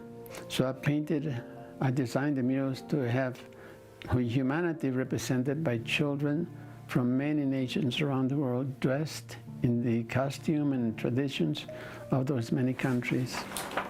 In this painting of the other set of murals, we have the figure of war attempting to destroy peace. And ooh, see, I told you. I know what I'm talking about. I could be a fucking art critic. Even though children, or even, humanity, is in the midst of this terrible war with the destruction, they're dreaming of peace. And on one, we called it, the one on the environment, we called it In Peace and Harmony with Nature. That was one set. The second set, we called The Children of the World Dream of Peace. And so again, you can imagine the smaller mural showing the destruction of war and the people living in the midst of the destruction of war. And how these kids are dreaming something. There's a little haze that comes out from their minds and goes fluttering around behind this war figure and goes on to the upper left and takes the colors, begins to take the colors of the rainbow. On the second larger mural, the colors of the rainbow engulf the whole mural. So that's what all the kids are doing, coming to the center with their load of weapons, of their swords, to be beaten into plowshares. And we call that mural The Children of the World Dream of Peace. It wasn't until 2008 that a cousin told me they hate that mural. People hate that mural. They say you want 9/11. Oh, geez. That's a little intense. Like, I'm going to step in here for a second. I mean, I'm sure that some real wackadoodle fuckhead probably said that about these people, or said that they hate the mural. I'm sure, because there's always wackadoodle fuckheads. They're everywhere. It doesn't matter where you live. Go to any country you want. Go to any state. Go to any town. Anywhere you want to go, you're going to find fuckheads. But for the record, growing up in Wyoming around DIA, like I explained at the beginning of the stream, flew in and out of there my whole childhood, lived in Denver for 9 years. This was not a, I've never heard this in my life that people outright hated the mural or thought that the people who created it wanted 9/11 to happen. That definitely wasn't something I heard. What I've heard was this mural is hinting at a Nazi takeover, is what I heard. And then of course when you get there and you look at it, you see the full mural and you're like, okay, well, it probably doesn't mean that. But taken into context with the swastika runway, that's where people come up with a conspiracy theory. But most of the time when I've heard it, anytime I've heard it, as a matter of fact, not most of the time, this is, I can't think of a single time where somebody outright came out and said, oh, yeah, no, I'm very serious. The people who drew the mural want genocide or 9/11, and it's actually, seriously, a mural about war. Anytime I've ever been told about this mural by my parents or people, it's either been in like a spooky kind of fuck with you way, right? Like, I'm going to go back here. It's like a fuck with you way. Like they're like, yeah, and there's Nazis there. Ooh, you know, like a fucking campfire story type thing. Or it's in laughing, where it's a joke, where it's like, oh yeah, don't you know? Like that was like Nazis live underneath the airport, and people, you know, people who don't know are like, what? Like, what are you talking about? I'm like, yeah, the runways are a swastika, and people are like, no, and then you show them a picture, and they're like, oh my god, and then you're like, yeah, look at this mural, and they're like, oh my god, fuck, and then you know you're like, nah, just kidding, you're an idiot, like just having fun with you. No, it's not, you know, a thing. Like realistically, the mural doesn't mean that. So anytime I've ever heard it talked about, it's in good fun. You're joking with somebody or trying to give them a little spook.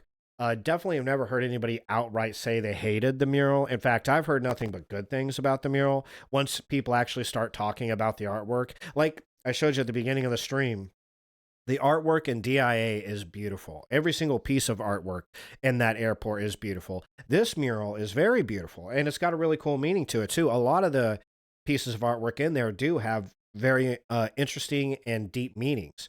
You know, aside from the pieces of artwork that the airport puts in themselves to kind of poke you with a joke, because they do that. We'll go over some of those pieces of artwork. We're going to go over other pieces of artwork that are very beautiful pieces of art and do have meaning behind the mic, like this mural does. And anytime I've ever heard anybody actually seriously talk about the mural, it's to say, like, no, it's a beautiful mural. Like, it is really cool. The meaning is really important, you know. That being said, you know, I don't want to make it sound like this person's lying, because I'm not saying that. Like I said, I'm pretty sure there's fuckheads in the world who probably genuinely take this way too seriously and actually do think that this lady and her dad, or they don't even know this lady and her dad are the ones that created it. They don't know who did, but they're just under the assumption it was like some big corporation that commissioned the painting and they meant for it to be a painting of death and all that. I'm sure there's somebody out there who genuinely believes that. But in Denver itself and in the surrounding region where I grew up and lived my entire childhood, okay, and 9 years through my 20s, that's not any sort of a common sentiment, not even remotely common, not common enough to the point that my entire life I've never heard anybody seriously say this, you know. So this isn't a common. I think PBS is just kind of adding a little bit extra drama into the story, you know what I'm saying? But I myself haven't heard that this is a serious thing, so just wanted to put that out. Because of that figure of war, they say that in the Bible all these dirty animals are unclean. They say, why are you painting people in coffins? And you know, just on and on and on. Well, there it went. Where it became a fucking terrible up some of the other what we're going to conspiracy look at. that's actually worldwide now. There's been conspiracy theories by many groups about the murals at DIA, and that these have been like wild accusations, idiotic accusations of people with terrible meanings and feelings towards the ideas that Yeah, I'm sure that it genuinely does actually hurt these two people, because we've only watched, and I don't know if we're going to watch the entire thing, but, you know, we've watched about 5 minutes of this interview, and these two artists, this father and her daughter, are genuinely sensitive people. You can tell a lot of musicians and artists are, right? back to the rant screen. Um, working in recording studios for 8, 9 years. I worked in recording studios, and not just in Denver, Los Angeles. Not actually here in Nashville, which is really funny because that's kind of what Nashville's known for is music. I never worked at a recording studio out here. Phoenix, right? So in all the recording studios I've worked at in 3 different major cities, I met a lot of artsy fartsy people, and a very large portion of them are eccentric and pretty weird and kind of kooky. A lot of them sometimes in a really fun way that's like super entertaining, and sometimes in a not fun way where it's a little bit like difficult to be around. And then a lot of them are very sensitive. They might not be eccentric. Sometimes they can be eccentric too, but a lot of them are very sensitive people, particularly when it comes to their own art, and especially if their art it has very deep meaning to them personally. As you can tell with this older gentleman who made this art, this mural means a lot to him and his daughter. The mural is something not only that they're just very proud of having done it because it's a good piece of art, but it means a lot to them on a very deep human level, right? They're very, very proud of the meaning depicted in this artwork because, to them, this is what they can do to help change society and the world, right? This is how they make a difference in society is by creating pieces of art that inspire people to be better people, right? And that's cool. That's awesome. That's a wonderful goal. So I totally understand why these two are taking it so seriously, where they're seriously bummed out about the fact that these conspiracy theories exist. And I imagine just, again, having known so many artists and musicians in my life, you can tell after just a couple minutes of hearing this guy talk that him and his daughter are very sensitive people. And that's not to say like pussy, okay? I'm not using the word sensitive as a synonym for their like pussies, okay? Like, because a lot of people do that. They say, oh, you're just sensitive, and that means you're a pussy. I'm not saying it like that. I mean, like, they're genuinely emotionally in tune. And, when you have like a big heart or you have big emotions, which very much tie to people, like particularly people who can make really high quality art. Their emotions are very high. They experience a lot of emotions, and it's those emotions can get the better of them because there's so much of them, right? So it's not the same thing as being a pussy, okay? It means that they have a lot of emotional baggage or a lot of emotions inside of them. And so, yeah, it's very easy uh, when to say something bad about their artwork, particularly again artwork that's so meaningful to them and what they intended to be meaningful to others, it can be hurtful, So it just seems like these are sensitive people and they are hurt by the fact that people do feel this about their art. Um, all that being said, for the rest of us, for anybody out there who might be outraged by this poor man's, you know, feelings towards the art, which I totally get and understand why he feels the way. The reality is they overwhelmingly are just harmless conspiracy theories. They're not intended to hurt anybody. They're not intended to completely change what the artwork actually means.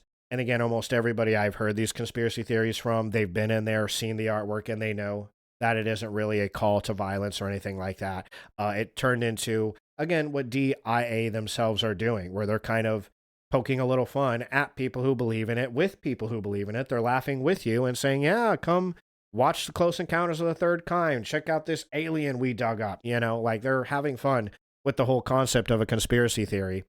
I can understand why these people aren't having so much fun, particularly since, they made the art and, this is what they do for a living.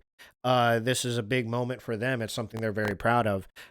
For them, I understand why they're sensitive about it. But to other people who might be sensitive about it, I don't extend that much understanding. Some people, if they get upset about the art, they just kind of need to grow up. These people, I totally get it, though. I understand why they feel so bad about the art.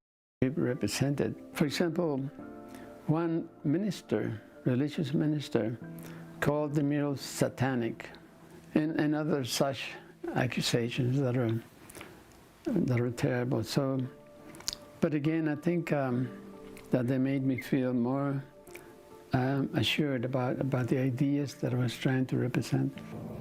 Yeah, I think rumors like that about the airport conspiracies and the mural conspiracies, they really seek to destroy the human connection, the human spirit. I want to create artwork that would bring us together so that we could see each other's human spirit and have that connection again. Many airports that I've been through don't have murals or artwork that is socially conscious. So I felt that I was doing something that needed to be done as an opportunity to take the ideas that I have learned in my own community, right? A community that was aspiring for greater civil rights and cultural identity. That permitted me to share those ideas with the passersby from almost any country in the world. We were painting all night, all day, and then they had tours of people wanting to see the new airport being open. Literally hundreds of people were standing in front of us while my friend Cheryl Detweiler, incredible artist, and my father and I were painting, just really finished the mural. That's and really so cool. we would like, okay, it's your turn, and go explain to them. They did that in 1992. I would have been, what is that, 3 years old when that was going down. That's pretty crazy. That's crazy to think about. Because I grew up seeing that mural every time I went to the airport and flew out. Pretty interesting, though. So that is the true story behind the mural. Here, let's fly back over this way. All right, so that's the true story behind what the mural actually represents. Got a lot of good meaning. You know, like I said, I think, shoot, what was I had a thought there, and it just went completely out of my mind there. Yeah, well, it must not have been important. Fuck it. But oh, that's what I was gonna say. The guy's right, dude. Not only a lot of airports don't have like any murals or any amazing artwork like that at all. You know, I've been to a lot of airports, and there is some really cool airports, but the reality is, yeah, still, as far as artwork goes, DIA for me is one of the most coolest art airports because of the artwork that's in there, and this mural is a big part of that. It's a really pretty mural. You know, people taking art in a way that was unintended. You know, I don't know if it's appropriate to go on this rant, but I'm going to. This is my stream, and you know, I want to do some ranting, so I'm going to rant. You know, this is something that artists have a very difficult time with. I've seen it over and over again working in recording studios. Man, it's become, I mean, I'm a writer right now. I write short stories, and even though I'm certainly not throwing my short stories out there for mass consumption just because I'm not that big yet, right? And I haven't thrown that many stories out there for mass consumption. I've won a couple, what's the word? Couple competitions. Won a few competitions, had a few short stories published, had one story published by Oxford College in England, which was really fucking cool because I didn't go to college, and now I got a short story that was published by one of the most prestigious colleges in the world. So I'm gonna toot my horn there. But yeah, you know, the reality is I've put plenty of my stories up. Choking on my own air. I put plenty of stories up to have them critiqued by random people on the internet and reviewed by random people on the internet. Put them on Reddit numerous times for random people to come by and read, throwing them up on critiquing websites and places like that. And, you know, it's inevitable.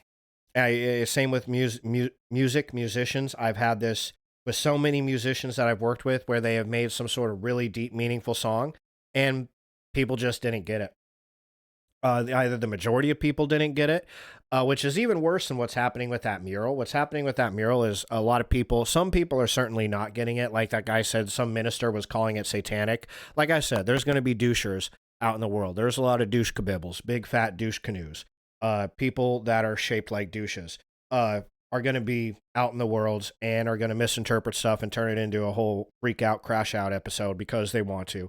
But it is what it is.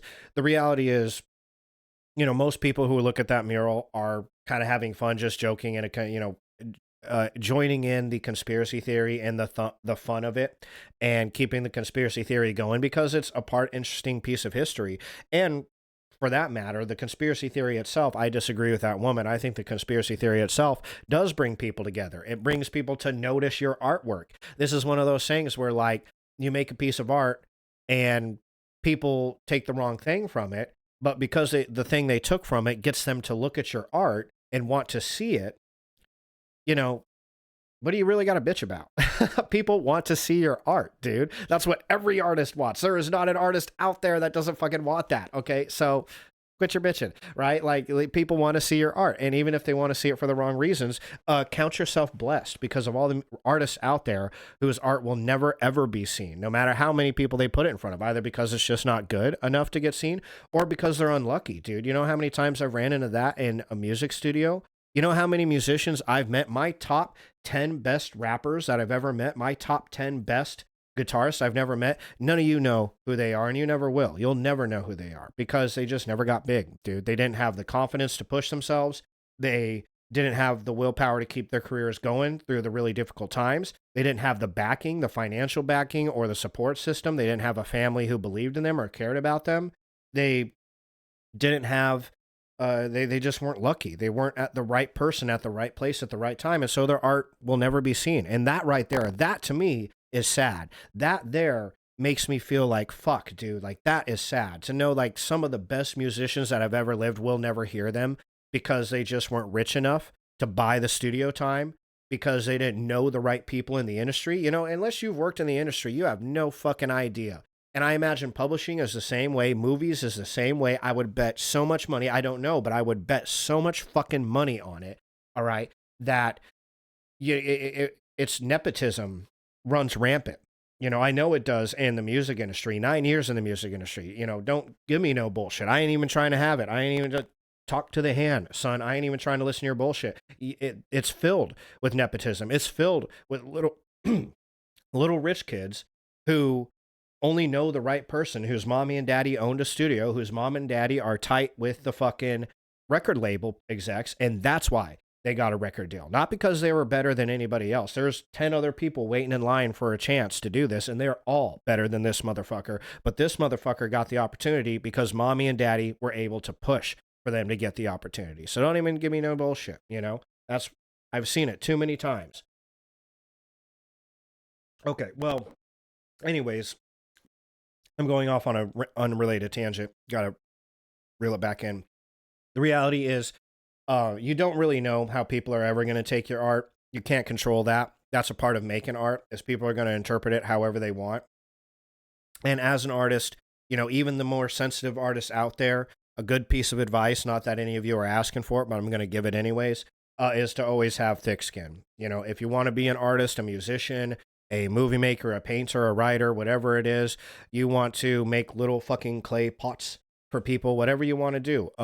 You need to have, if you're going to put it out there for mass consumption, you need to have thick skin, and you need to suck it up and understand that people are going to take things the wrong way. They're going to interpret things the wrong way. And simply because they don't understand what it was that you were going for, they're going to tell you that your art is shit. I've had it happen with my own stories multiple times. I've written stories that like had no meaning at all. It was just a fun story, and then have people come in, apply a random ass meaning to it that's like political, and been like, yeah, fuck you for writing about this. It's like, bro, I was not writing about that like at all. I don't know. I forget what it was, man. What was that story? There's some random ass story that I wrote that somebody came in and thought that it was like a red pill story, like a super, like, I wrote a story. I don't even remember the story, because as soon as like I saw that it was taken that way by some people, I was like, okay, well, I'm probably not going to go farther with editing the story and publishing it, because clearly a couple people are taking it too far, which even then I might go back and reread the story and be like, yeah, fuck you guys, you got it wrong, and I'm going to put the story out there because it's a good story. But it was, I don't think it was a good story. I was just starting out writing, so it probably was a shit story, but I don't even remember what entirely happens in the story. But somebody took the story as like a red pill anti-woman story. And I think it was because the main character, a woman, gets killed. And it was like, bro, like, it's supposed to be sad. Like, you don't want the woman to die. Like, I don't want you to. Maybe I just fucked up the story because I'm a first-time writer and I suck at writing right now. So it was lost in the sauce. But you're not supposed to want this person to die. You're supposed to be sad when the main character dies. You know, like, this isn't saying like women should die or some crazy ass shit. You know, you're taking it way too far in a direction that I never intended. And thing is, dude, that happens, man. People are going to do that. They're going to accuse you of all kinds of crazy shit. when your art was, and again, that piece of art was like, dude, there is nothing political about this. Not supposed to be. You're just taking it there for some wild ass reason, man. Chill, dog, chill, Snoop Dogg. And, you know, that happens. So it is what it is, man. Personally, I think the artwork at DIA being taken as Nazi stuff, again, I always grew up with it being fucking hilarious. It was funny. It was a conspiracy theory people shared because it was entertaining. And at that level, dude, people shared about this artwork and then went and looked at the artwork and found the deeper meaning in it and said, wow, that's really cool. So turning it into a whole people are separating us with these conspiracy theories. Like, again, she seems like a very genuinely sensitive person. Which I love that, and I do think that's cool, and I think that's probably why her and her father can make such amazing pieces of art, because they have that sensitivity. So I totally respect that. But at the same time, I think she's wrong. I think that the conspiracy theory behind that mural actually brings a lot of people together and brings people to the mural to look at it and then discover the more deeper meaning that they meant for. So my 2 cents on it. Rant's over. That was a long one. Anyways, we're going to continue to the next conspiracy theory. Anyways, we got a lot of the big ones out. We got the aliens. We got the Nazis. Wow, we've just gotten the aliens and the Nazis. How much fucking ranting have I done on this stream? I might as well just retitle this stream to Tony's Rant Stream. Cool Beans Rant Stream. We're going to get into the New World Order and the Lizard People. This is kind of a mishmash of all of them, right? So DIA has conspiracy theories about it being set up by the New World Order, set up by the Nazis, and set up by secret government lizard people. Yeah. And they all kind of combine into this one main conspiracy theory, which I think this author at denver.org kind of explained it best. It's just the conspiracy theory of secret societies is really what it is, right? So one of the most pervasive legends about the airport is that it was built by members of a secret society. Which society? Well, that depends on who you ask. But believers variously point to the Freemasons. Gosh, I fucking even forgot about them. Yeah, the Freemasons are thrown in here, right? One of the world's oldest secular fraternal organizations, dating back to the stonemasons lodges of the 14th century. The Illuminati, I forgot to say that too. Yeah, the Illuminati, a short-lived Enlightenment era secret society that some insist is still active. Or the New World Order, an alleged cabal of global elites conspiring to overthrow existing governments and rule the world. Or perhaps all of the above, since 3 groups are often said to be linked. The most pervasive piece of evidence for this theory is a dedication capstone at the airport's south entrance, dated March 1994. Sealed beneath the stone is a time capsule containing messages and memorabilia to the people of Colorado in 2094. So in 1994, they buried a time capsule. That's what a time capsule is. For anybody that doesn't know, you take a whole series of things, whatever you want, fucking baseball cards, right? Pokemon cards, a letter to your future self, put it in a box and you bury it. And then you don't open it back up for another series of years. And in this case, 100 years into the future is when they're supposed to open this time capsule. The granite marker depicts the square and compass symbols of the Freemasons and the names of 2 grand lodges and their grandmasters. While some have made much of this, airport officials say it's only evidence of the generosity of the local Masonic lodges that crafted and laid the stone. After all, that's what stonemasons do. Or, I don't know. Is that true? Let's see. The capstone also makes mention of a group called the New World Airport Commission. Oh, we got New World people involved. Yeah, the capstone actually says that. Here's a picture of this capstone in question that's sitting over the time capsule, Denver International Airport. This right here is Governor, Secretary of this time capsule. Stone contains messages and memorabilia to the people of Colorado in 2094. The most worshipful Prince Hall Grand Lodge. The most worshipful Grand Lodge of this person, and then it's got the Freemason or stonemason right there, and then it says right here, New World Airport Commission. Welcome to the New World. So, this capstone also plays into this conspiracy theory of the New World Order, right? So they got the New World Airport Commission, which is probably the airport commission for the New World Order, right? If you're the New World Order, you need an airport commission, right? What the fuck are we doing here? You need people to take out the trash and the sewer, and you need people to commission the airports, right? We're just covering our bases here. So, oh, well, listen to this. And in the time capsule is supposedly filled with coins, a baseball from Coors Field. There you go. See, I was talking about baseballs and shit. A pair of former Denver Mayor Wellington's Webb sneakers, a nod to his famed sneaker campaign. Oh, okay. A few Black Hawk casino tokens. Ooh, Black Hawk's a lot of fun. Me and Cutie Pie almost went there. We didn't make it up there, but it's a casino. And then other memorabilia, right? That's what you put in a time capsule. One other popular theory is that the Braille tablet above the dedication stone is actually a keypad, and that if you touch the raised dots in the correct sequence, you'll be able to open the time capsule. Wow, that's interesting. I haven't heard that one before, right? So this stone tablet here, New World Order, the Denver International Time Capsule, and the New World Airport Commission, and the Grandmasters with the Freemason insignia and all that good stuff. Excuse me, hold on. That all plays into this New World Order grand conspiracy of some secret society that built the airport, possibly for Nazis, possibly for Freemasons, possibly for the Illuminati, possibly for the New World Order, and possibly for lizard people. So there's another aspect of another part of this conspiracy theory, right? Like the Nazi conspiracy theory. We had the mural, and then we had the runways, right? Now for this particular, these 5 different conspiracy theories that all kind of gel into one big conspiracy, secret societies. We also have the underground bunkers that run through the airport, right? So let's read about that. Another related legend is that there are miles of underground tunnels and layer upon layer of secret buildings and bunkers beneath the airport, which the members of the aforementioned secret societies, the lizard people, the Freemasons, the Illuminati, all together, right? We just got a whole conglomerate of the most fucking crazy people that may or may not exist that plan on living there together with Nazis. By the way, you'd think if you were a Nazi, lizard people would probably be at the top of the list of things you probably wouldn't want, right? Who in what world are this group of people don't like Jewish people, but they're cool with lizard people? Like, come on. Yeah, right. Those lizard people and those Nazis aren't living together in peace and harmony. You're kidding yourself. So, aforementioned secret societies plan to use to ride out the coming apocalypse. I forget about that. I've heard that one too. It's a bunker for the apocalypse. Some claim that's a tunnel. There's a tunnel that runs all the way from Denver International Airport to the North American Aerospace Defense Command, NORAD, which is located in Colorado Springs.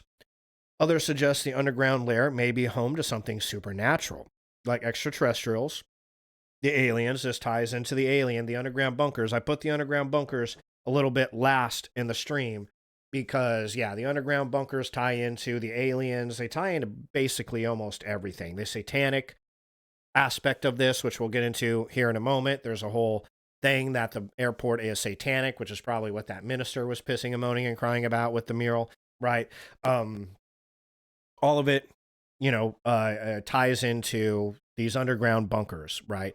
Lizard people or extraterrestrials might be down there. After Jordan Peele's 2019 horror film Us, awesome movie, by the way. I didn't realize this article brings that movie up. A lot of people don't like it, right? Because like to them, it just doesn't live up to the hype of his first movie, Get Out.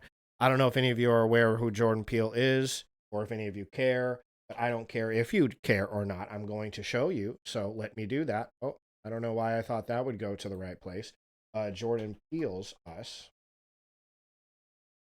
Okay, Jordan Peele's Us, super good, spooky movie. If you haven't checked it out, I highly recommend it. Jordan Peele has done 3 movies so far that he's written and directed: Nope, Us, and Get Out.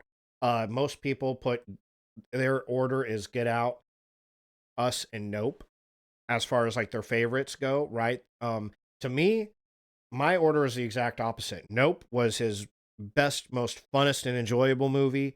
Us was so crazy cool in the way that it just had so many subliminal messages just all over that fucking movie. You got to watch everything that happens, and every tiny little bit of little fucking everything references something else in the movie, and it's just so well done. And then Get Out, okay? Mostly because Get Out was funny, right? I thought it was hilarious. But, Us was one of Jordan Peele's movies. Good movie. If you haven't seen it, check it out, all right? Just doing a little bit of salesmanship for Jordan Peele there. Some have even posited that the tunnels beneath the airport could house a community of murderous doppelgangers. If you haven't seen the movie Us, well, there you go. That's what it's about. Ready to rise out from under the earth and take over the surface. Can say I haven't heard that one about DIA yet. Although the airport acknowledges that there are several subterranean levels beneath the main terminal, they say the tunnels only extend out to the perimeter of the airport, less than 2 miles. I don't know. Do you believe them? I think we're done with this webpage. Yeah, this one, they also speak of these secret tunnels over here. Where are you, secret tunnel? Yeah, we're going to get into the statues. Here we go. So, while the airport itself is home to a staggering amount of far-fetched misinformation, there is also a great degree of speculation as to what lies beneath the airport. One claim is that in addition to the known runways, there are also secret runways buried just below the surface, which extend for 5 miles each.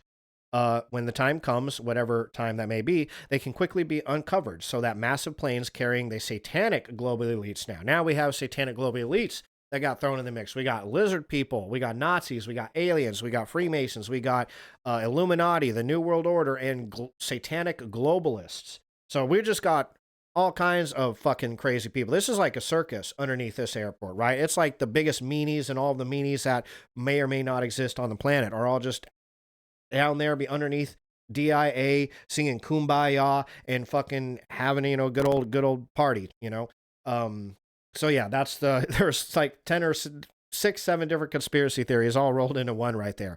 But that these global elites can be landed safely, ensuring that they are quickly ushered to safety in the underground bunkers. According to many unnamed anonymous sources, there is a vast underground complex beneath DIA. A variety of conspiracy sites claim that much of the chaos and turmoil during the airport's construction, that is true, by the way, we will get into some of that turmoil here in a minute, was actually deliberately engineered. The claims go that by constantly altering plans, changing contractors, and shuffling around construction crews, nobody would have a clear picture of what exactly was being built, which is interesting because the thing is that does actually happen. I'm not saying that they actually intended that to happen or that did happen with DIA. I would imagine with an airport that has that many people going through it, they have a pretty good idea of how the layout is. They kind of fucking have to, right? Because if they don't, that's when airplanes start, people die and shit. So they kind of have to know how it's all set out. But that does happen and has happened with houses. That's what's going on with the Winchester house that happens. Which if you guys don't know what that is, I'll do a stream on that at some point. And I'm trying to think of other examples of it. There's other examples where people have changed contractors so many times during the course of building some big ass building that nobody actually has the real blueprints or knows exactly how this giant structure was built. They have to go through and remap the whole thing and make completely new blueprints. So that definitely has happened. Let's see. Well, nobody but the lizard people, of course, would know how DIA is actually set up. This claim is somewhat undermined by the fact that they also like to frequently cite one anonymous whistleblower who claimed to have worked on a construction crew and therefore knew exactly what was being built.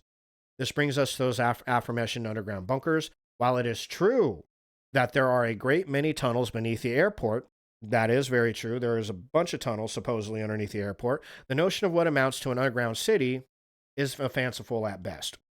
A facility the size of DIA requires a significant number of maintenance tunnels, not to mention the sheer amount of passenger baggage that needs to be routed throughout. It's therefore not surprising that there is a substantial facility beneath the terminals. However, despite what Mr. Anonymous claims, there is no evidence of a 6-story deep complex, complete with everything needed to keep a colony of elites alive and well. Or so they say.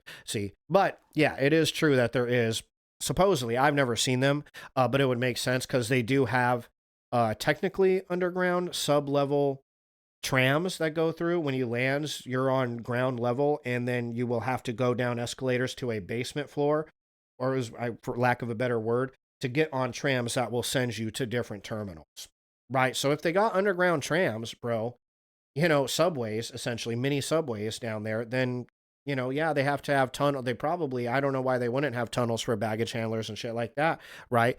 But people say, well, it's a little bit more than that. Another hypothesis which has been presented is that the underground facility would be used for, not for the survival of the insert society of your choosing, but rather to imprison the rebels who dared stand against the tyranny of society. Oh, I haven't heard that one before. Okay. Legitimate. I haven't heard that one. That's a new one. Alternatively, some think that what's known as the DUM, no, seriously, an acronym for Deep Underground Military Base. This theory, I use the word in the colloquial sense, not the scientific one, says that there's a tunnel connecting the base to the NORAD facility at Cheyenne Mountain in Colorado Springs. So there you have it. There is the conspiracy theories for the underground tunnels, which are said to be used by all the various secret societies. And then, of course, we have the infamous time capsule that also says to denote of these secret societies. That right there is living proof that the Freemasons built this shit for themselves, those selfish motherfuckers, right? But yeah, in general, I'll let you be the judge of that. You can look it up in your own time, try to figure out how many underground bunkers they have. I didn't put that much research into this, and we only got about 15 minutes, and I still haven't hit two of my favorite conspiracy theories. Yeah, they just keep going. They just keep going, right? I can't even count how many conspiracy theories we've actually hit here. I lost count. I ran out of fingers, so I can't count higher than 10. We have the aliens and the Nazis and the New World Order, the Freemasons, the lizard people, the other thing and the other thing. We got a lot of things. We got a few of them there, right? We got all kinds of conspiracy theories about these underground tunnels and things like that. You can go in there and look into the tunnels yourself and see who's fucking around in there. We're going to move to another aspect, the satanic aspect of the airport. So we're getting into the spooky shit now.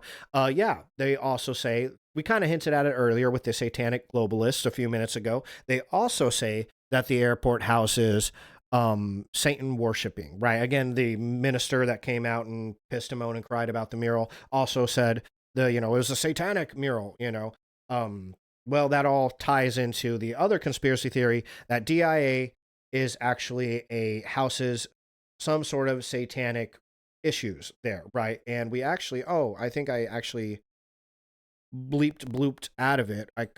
That's not the word. I don't know why I said that. I took us out of it here. There we go. Got a burp. Another burp. Infamous burps just keep coming. Ooh. That was a big one. Kind of hurt my soul a little bit. Okay, so yeah. We also have the King Tut statue here, dives into it.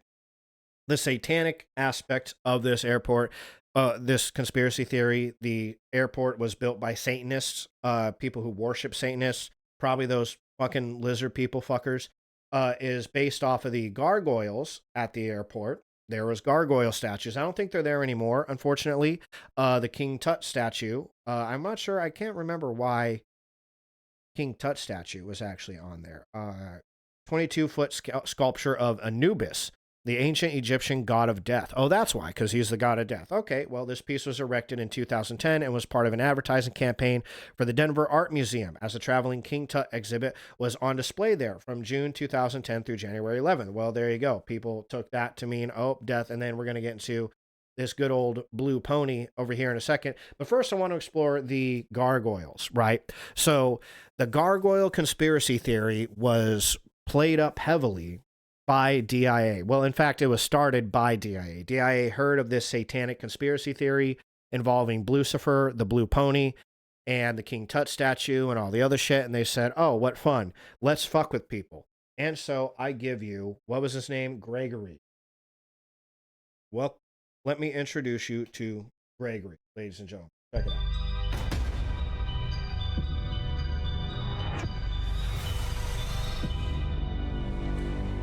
That's a little too close for comfort, lady. Damn.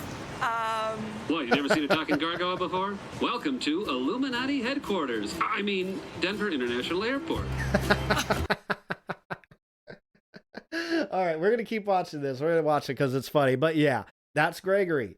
They had two animatronic talking gargoyles. They're not there anymore, I don't believe. I haven't seen them in a very long time. I only very faintly remember seeing them from a great distance. Hold on, from a great distance, from farther down the airport.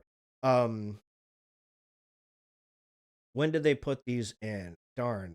I don't know if this particular... I don't think they're going to tell us here.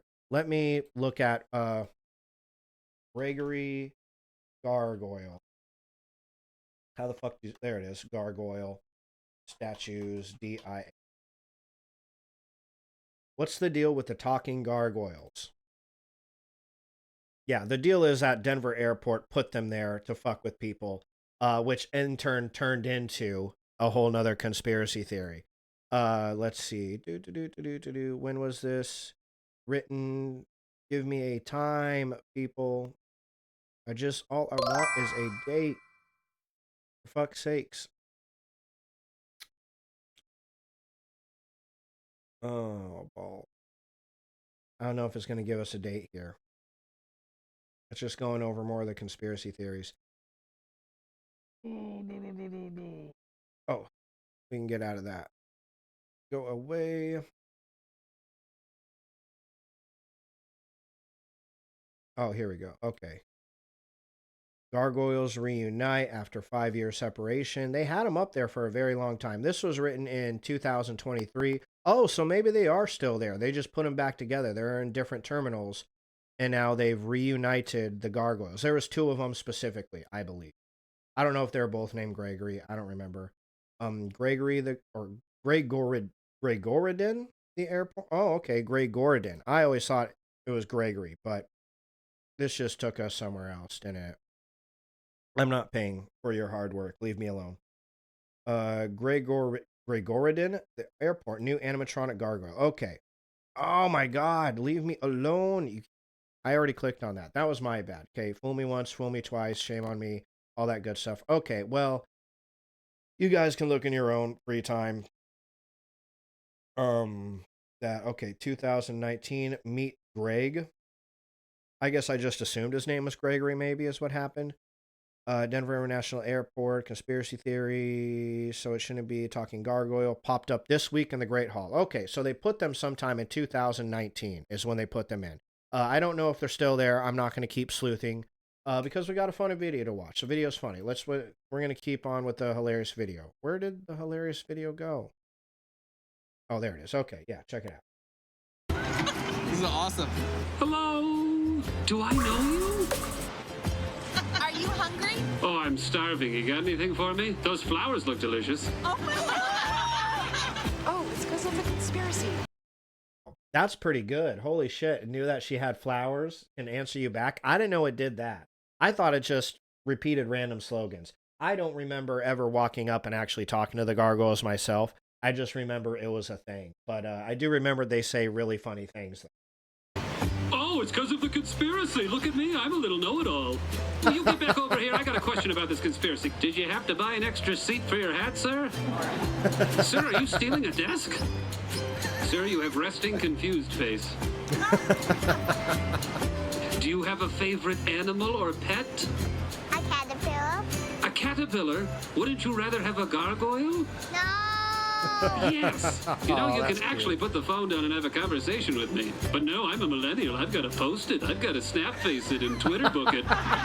Excuse me, miss, I've got a stain that needs some polish. Oh, that's too good. That's fucking funny. Yeah, this gargoyle kills, man. He's funnier than half the fucking comedians out there. You could sit and watch this all day. Can I borrow your cleaning cart? Oh, no! I need your help. Guess what my favorite food is? What? No, I want you to guess.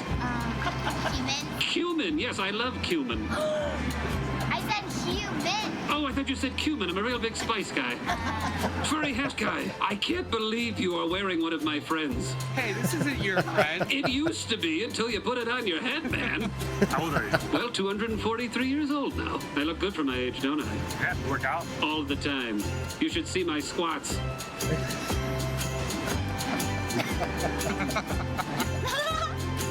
You're such a sweet that's good. talker. Will you take me back home with you? Let's go. I have some space in my backpack. Actually, I think you have too much baggage for me. Oh, that's good. All right, so there's Gregory. Yeah, Gregory was thrown up by Denver International Airport for the sake of just having some fun. I had to show you that video because I found that and that was just too funny. Couldn't pass that up, man. That statue is a fucking comedian. They got a couple other videos on the internet. If you're intrigued and you want to see Gregory roasting a few more people, go check them out because it is pretty funny. Yeah, that's a pretty funny statue though. Again, DIA put it up just to have a little bit of fun, but it did join in with the conspiracy theories of the Satanists. They have talking gargoyles now, you know, so that became part of the conspiracy theory too. But where a huge part of this Satan worshiping conspiracy thing came in was Blucifer, the story of Denver Airport's Blue Mustang sculpture by Luis Jimenez. Jimenez. Sorry, I'm butchering poor Luis's name. Okay, well, this story is actually pretty interesting, right? It does get into some kind of crazy territory, not necessarily because the conspiracy theory is so like, oh shit, if it's true, but because some of the facts about the conspiracy theory are pretty kind of wild. So you'll see what I mean. So when you're driving on Pena Boulevard approaching Denver International Airport, you'll see a giant blue Mustang statue with red eyes on your left just before the airport. It's actually really easy to miss, right? Like really easy to miss Blucifer, but he's still there. This eerie sculpture is known as Blucifer. Okay, Blue Lucifer, get it, Blucifer, and has quite a haunting past. Yeah, that's the part that's freaky. When it comes to Denver International Airport, many conspiracy theories are floating around. Everything from the barbed wire fence along the perimeter facing inwards, supposedly to keep hypothetical prisoners in. I have definitely not heard that one, but there you go. To the dark subliminal messages that could be extracted from the murals painted on larger walls. We already went over that. However, at least one of these stories that have arisen since the inception of DIA is a complete fact. The story of the Blue Mustang, most notably dubbed by residents Blucifer, is 100% true. The same sculpture that cannot be missed by visitors to and from DIA, which sits proudly in the median on Pena Boulevard linking the airport and the city, is most renowned for its act of patricide. You don't know what that means? In the process of being made, Blucifer unsuspectedly killed his maker. Yeah, so I know Blucifer more so because he's tied into the whole demon, Satan's worshipping thing, right? They call him Blucifer. The name Blucifer kind of blew up and became a part of the whole demonic, Satan worshipping aspect of the airport. But it is true, not a conspiracy theory, 100% true that Blucifer, the person who killed Blucifer, died in the process of making Blucifer. Poor Lewis up there, whose name I trashed after death. What an asshole I am. So the statue was originally commissioned to be built by the city of Denver in the mid-1990s when the current Denver airport was being established. The airport itself was thought unneeded by some, completely unreasonably over budget and woefully behind schedule. Like we said earlier, it did have, they noted in an earlier article, there was a lot of pains in making the airport. It definitely, went over budget. They had to change contractors. The building was continuously start and stopped. So there was a lot of issues in the building of the airport, right? And I didn't find a whole lot about the conspiracy theory, but I've heard that plays into the conspiracy theory of the Satanists, right? They were building a satanic monument, and because of that, people died during the building, and contractors died, construction workers were killed, and that became a part of the conspiracy theory. I don't know how true the construction worker part is. Some of that might have came from Blucifer here, right? So, yeah. The statue was completed behind schedule and unveiled at the airport in 2008. As the story goes, while the artist Lewis was working on his now famous Blue Mustang, his largest commission piece to date, and a commission from the city of Denver to be placed outside its recently built airport, a section of the 32-foot tall, 9,000-pound cast fiberglass sculpture fell on him, severing an artery in his leg. The wound ended up, unfortunately, killing the guy, and the sculpture had to be finished posthumously by his family, friends, and professional lowriders and race car painters Richard Lovato and Camille Nunez. Despite the sculpture having to be finished by those close to Jimenez, the piece was very near completion upon the artist's untimely death. Only some of the painting needed to be finished, then it was sent to California to be assembled and sent back to its final placement. The vivid blue coloring all over the animal's anatomically correct figure is a clear nod to Jimenez's love for traditional Mexican muralists and the bright colors he would have encountered as a boy growing up and working in his father's sign shop in El Paso, Texas. However, the unique texture and the use of stylized exaggeration in the piece is something that Lewis is most known for and is better yet imparted to a new generations of artists inspired by his style. He was a forefather in the lowbrow and urban art movements, with those styles showing through in Blue Mustang. Even the rearing of the horse is used to symbolize the freedom that the Southwest has to offer to all who come to visit. There's big old Blucifer right there. Still, Blucifer is most well known for its luminous red eyes, right? That's why another reason why I got the name Blucifer. Killed its maker, blue eyes, or red eyes, right? Juxtaposed against its blue body and deeply set into the head of the horse, looking out towards the Rocky Mountains. When driving past, Blue Mustang's gaze cannot be missed. He seems to be an all-seeing gatekeeper for those heading towards or away from the city. Even in the dead of night, when the body of the sculpture is invisible against the road surrounding, the eyes of Blucifer are unwaveringly lit bright red to see all who pass by. The name Blucifer was bestowed upon the sculpture by locals shortly after its unveiling. A combination of the name Blue, from its official name Blue Mustang, and the name Lucifer, from the archangel who fell from heaven and now rules the underworld, seemed fittingly appropriate for the unveiled demon horse who reared tall outside the airport. Although there was initially loud and outspoken distaste online and in the media for the Blue Mustang following its unveiling in 2008, commissions in the city of Denver are typically guaranteed to be on display for 5 years. Only then, after that 5-year waiting period, can works even be brought before the city's Commission on Cultural Affairs with a legitimate request and petition for the piece to be removed. No such petition has been brought forward since the 2013 end of the 5 years of being Lucifer being on display, and it seems none will be brought forth together. Yeah, again, at this point in time, as far as I'm aware, Lucifer is now not like an icon, but he's iconic to the airport, right? People know Blucifer, right? They see Blucifer, they're like, there's Blucifer. Like, everybody knows Blucifer, and the story behind how he was made and the unfortunate death of the person who made him plays into that conspiracy theory. Blucifer is a beloved part of Denver International Airport. I can't imagine anybody wanting to get rid of Blucifer at this point, at least not in Denver, right? Some other asshole in some other city might take offense for some dumb reason, but nobody in the city of Denver wants to get rid of Blucifer. So the Blue Mustang is here to stay.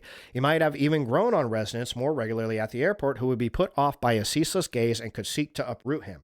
Besides, like all great art pieces, Blucifer has at least been able to get the people of Denver talking again about what public art should and should not be. An important discussion for city residents to have as more people flock to the city and it grows its funding for local artists and art commissions. Yep, there you go. That's what I'm saying. This person says, let's see. For the last 11 years, Blucifer kept an eye. Despite being an eyesore and known as a demon early on in his life for his patricide, he has since been accepted as another majestic public art piece in the great city of Denver. Yeah, I never considered Blucifer an eyesore. I think that's kind of a nasty thing to say about another person's piece of art, right?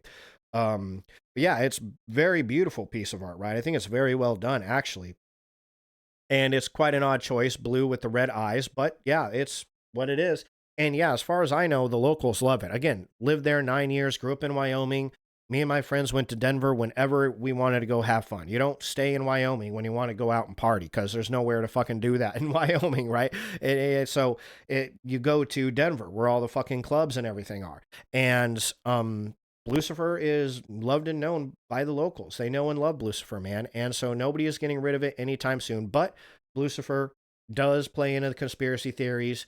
And I don't know, some locals might not even be aware that the theory, the quote unquote conspiracy theory of the person who made Blucifer dying is actually unfortunately true. That did happen. So one more conspiracy theory I wanted to bring up just because I never heard this one. And when I read it, I was like, what the fuck? Like, I did not know this was even a thing. But supposedly people say DIA, the airport, killed JonBenét Ramsey. Yeah, so this is supposedly over on conformist.com, JonBenét HTM for the evidence of this. Oh, so I might have to look into that. So the question must be asked, is JonBenét Ramsey's death, far from being a pointlessly tawdry tale, one of the most significant events in the history of mankind? Ask the must be asked question. Is it a part of some nefarious plot, the work of occult worshipping Freemasons joining forces with the British monarchy, not Nazis and the CIA, hell-bent on leading us to destruction, New World Order? Is it even possible that the Ramseys are actually patsies, framed in many people's minds for a crime they didn't commit? Can it be that the high-tech silent midgets with no footprints I openly mocked before are in fact evil alien greys, and that JonBenét's death is an alien abduction gone haywire? That's interesting. Okay, well, so there you have it. Supposedly, people found a way to take all of these Freemasons, Nazis, aliens, and just toss them right in with John Benet Ramsey. Why not? Let's just take a real person's death and throw it into the conspiracy theory pile. So that's according to Westworld. Westworld is a local Denver magazine. It's pretty well known in Denver. Um, and yeah, that's supposedly, yes, this is a conspiracy theory, I guess. I've never heard this one. That one's beyond me. Never heard of the John Benet Ramsey conspiracy theory. I did have one more video for you here that I decided we weren't going to watch because it is, well, it's the debunking of every single airport. It's or every single airport conspiracy. So they go through in this short video, it's only 5 minutes, but it goes through each one and gives you the reasons for why it's not realistic. And we already debunked the aliens. We went over that, at least the alien language, the latitude, longitude, what do you call that? The coordinates for the DIA in the movie. Already went over and debunked that. The runways and the murals, spent some time debunking the mural, right? The plaque inscription, I don't think we really debunked the inscription above the time capsule, just kind of laughed at it a good bit. Same with the underground tunnels. We didn't really dive too deep into debunking any of them. I don't think there's nothing to debunk with the Lucifer and the gargoyle statues. Again, the Lucifer conspiracy theory, there's a few of them surrounding him, but we at least went through the history of the horse and the unfortunate person who made him and know that it is in fact true that he did kill that the sculpture did cause the death of the owner or the maker of the statue. And then wanted to give you guys an introduction to Gregory, which some people have turned the joke into an actual conspiracy theory that it actually is a satanic, another piece of evidence that the airport is satanic. A good, or that it's a very clever way for the airport to cover up the fact that it's satanic, right? I mean, it's one of those things, right? Like somebody accuses you of something, you be smart instead of saying, no, God, I would never, and then looking a little guilty and making people wonder, I don't know, he's denying pretty fucking hard, right? You play into it, say, yeah, totally, bro, I totally did that, that's so funny, let me make a joke about it, and then, it's out in the open, and people are like, he's laughing about it, he said it, he was making a joke about it, it doesn't offend him, he probably didn't do it, might be what it is, right? DIA making a big joke with their gargoyle statues, maybe not, but they do go through and debunk a few of the conspiracy theories that we've discussed on this video. And I will link the video to the in the description to the YouTube video. That video will be up there for you to watch so you can debunk in your own time if you feel like you would like to. But I'm going to leave it open-ended for you because I told my cutie pie that's how I would end all my conspiracy theory Thursdays. On a more entertaining note instead of just kicking all you conspiracy theorists in the dick when you're not looking and saying, oh, what a fucker, haha, what you believe in is fake, loser. Not going to do that. You guys, if you want to look into debunking it, you can in your own time. And I'll just give you the source that I found that seemed like it did a good job of debunking it. So check that video out if you'd like to. And that does it for today's Conspiracy Theory Thursday.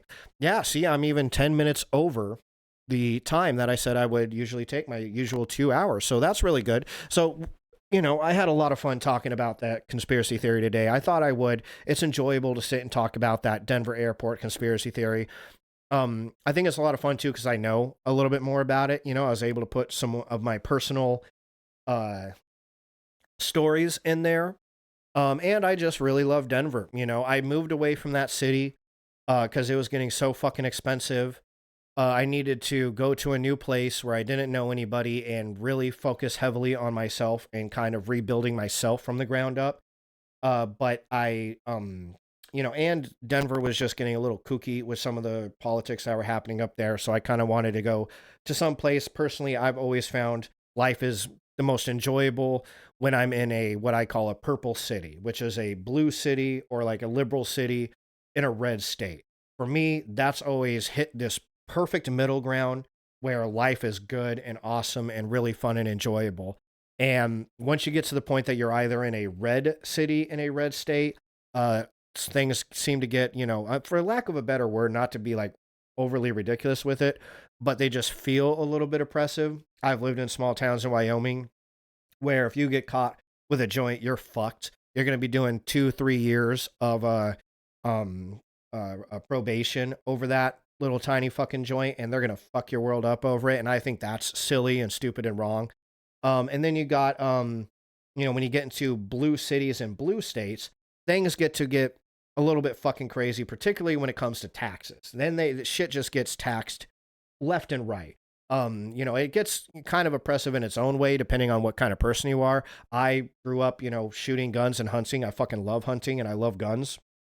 And I do gun competitions and things like that. And I really enjoy shooting guns. So, you know, living in like a blue city, like I lived in Los Angeles, that place was hell for somebody who enjoys having their guns and wants to just go out to the shooting range and shoot a couple shots just to relax and chill the fuck out.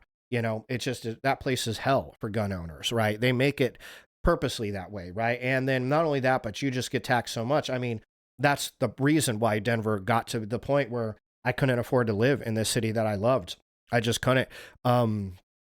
Because yeah, everybody just, you know, they started voting for, you know, the most belligerently ridiculous of taxes on state and local and county and city levels. Every level they can tax themselves. You know, they're voting for more taxes until the point that you have to be rich just to fucking live there almost, right? Like I have friends in their 30s that are hardworking motherfuckers that have always had jobs, that have good jobs even, and are living with their parents because they can't even afford a fucking apartment in that state, you know? So in that city. So, you know, blue cities and blue states, too goddamn expensive, bunch of stupid fucking rules.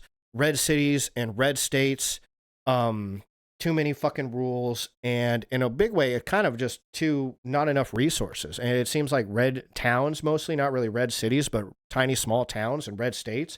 I just went and visited my cutie pie in Louisiana, and just being there for 5 days reminded me of how much it sucks, how boring it is, and how slow life is, and how much nothing there is when you live in a tiny little town out in the middle of a bumfuck, middle of nowhere rural place. You know, I love the country and it's beautiful to go through and it's beautiful to visit and the people can be really nice there, but there's just so much fucking nothing to do. It's just so sad and unfortunate, and it just bores you to death.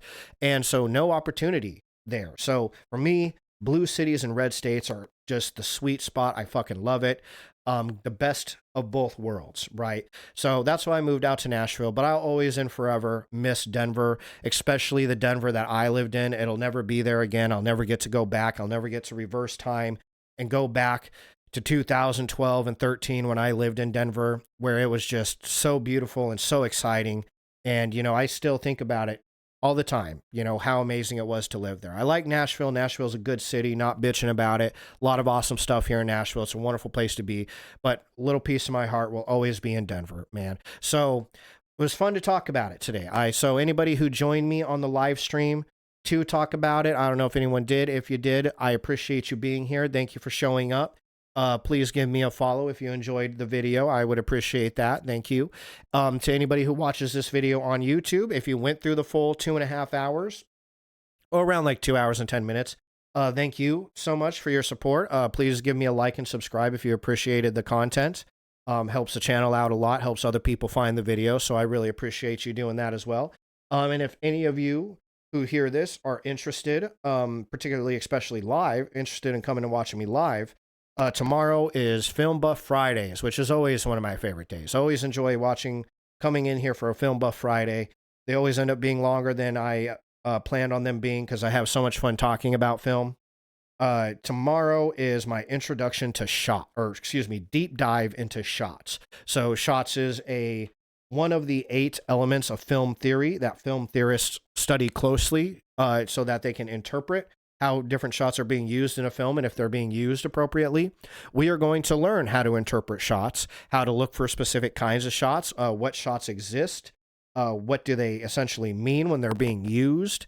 And yeah, we're going to go deep dive into that and really get better. And then I'm even going to do a little bit of a quizzing on you and myself. We're going to go through and do some quizzes on shots and a little bit of a little bit, for lack of a better word, a little bit of training on our ability to look at shots. So if you enjoy that kind of content and that seems like something that would be fun and interesting to learn along with me, because I'm learning it along with you, we're going to learn together. If that sounds like fun to you, then please join me tomorrow at 7 p.m. for the live stream, or you can look for that video on my YouTube channel because it'll probably already be up there.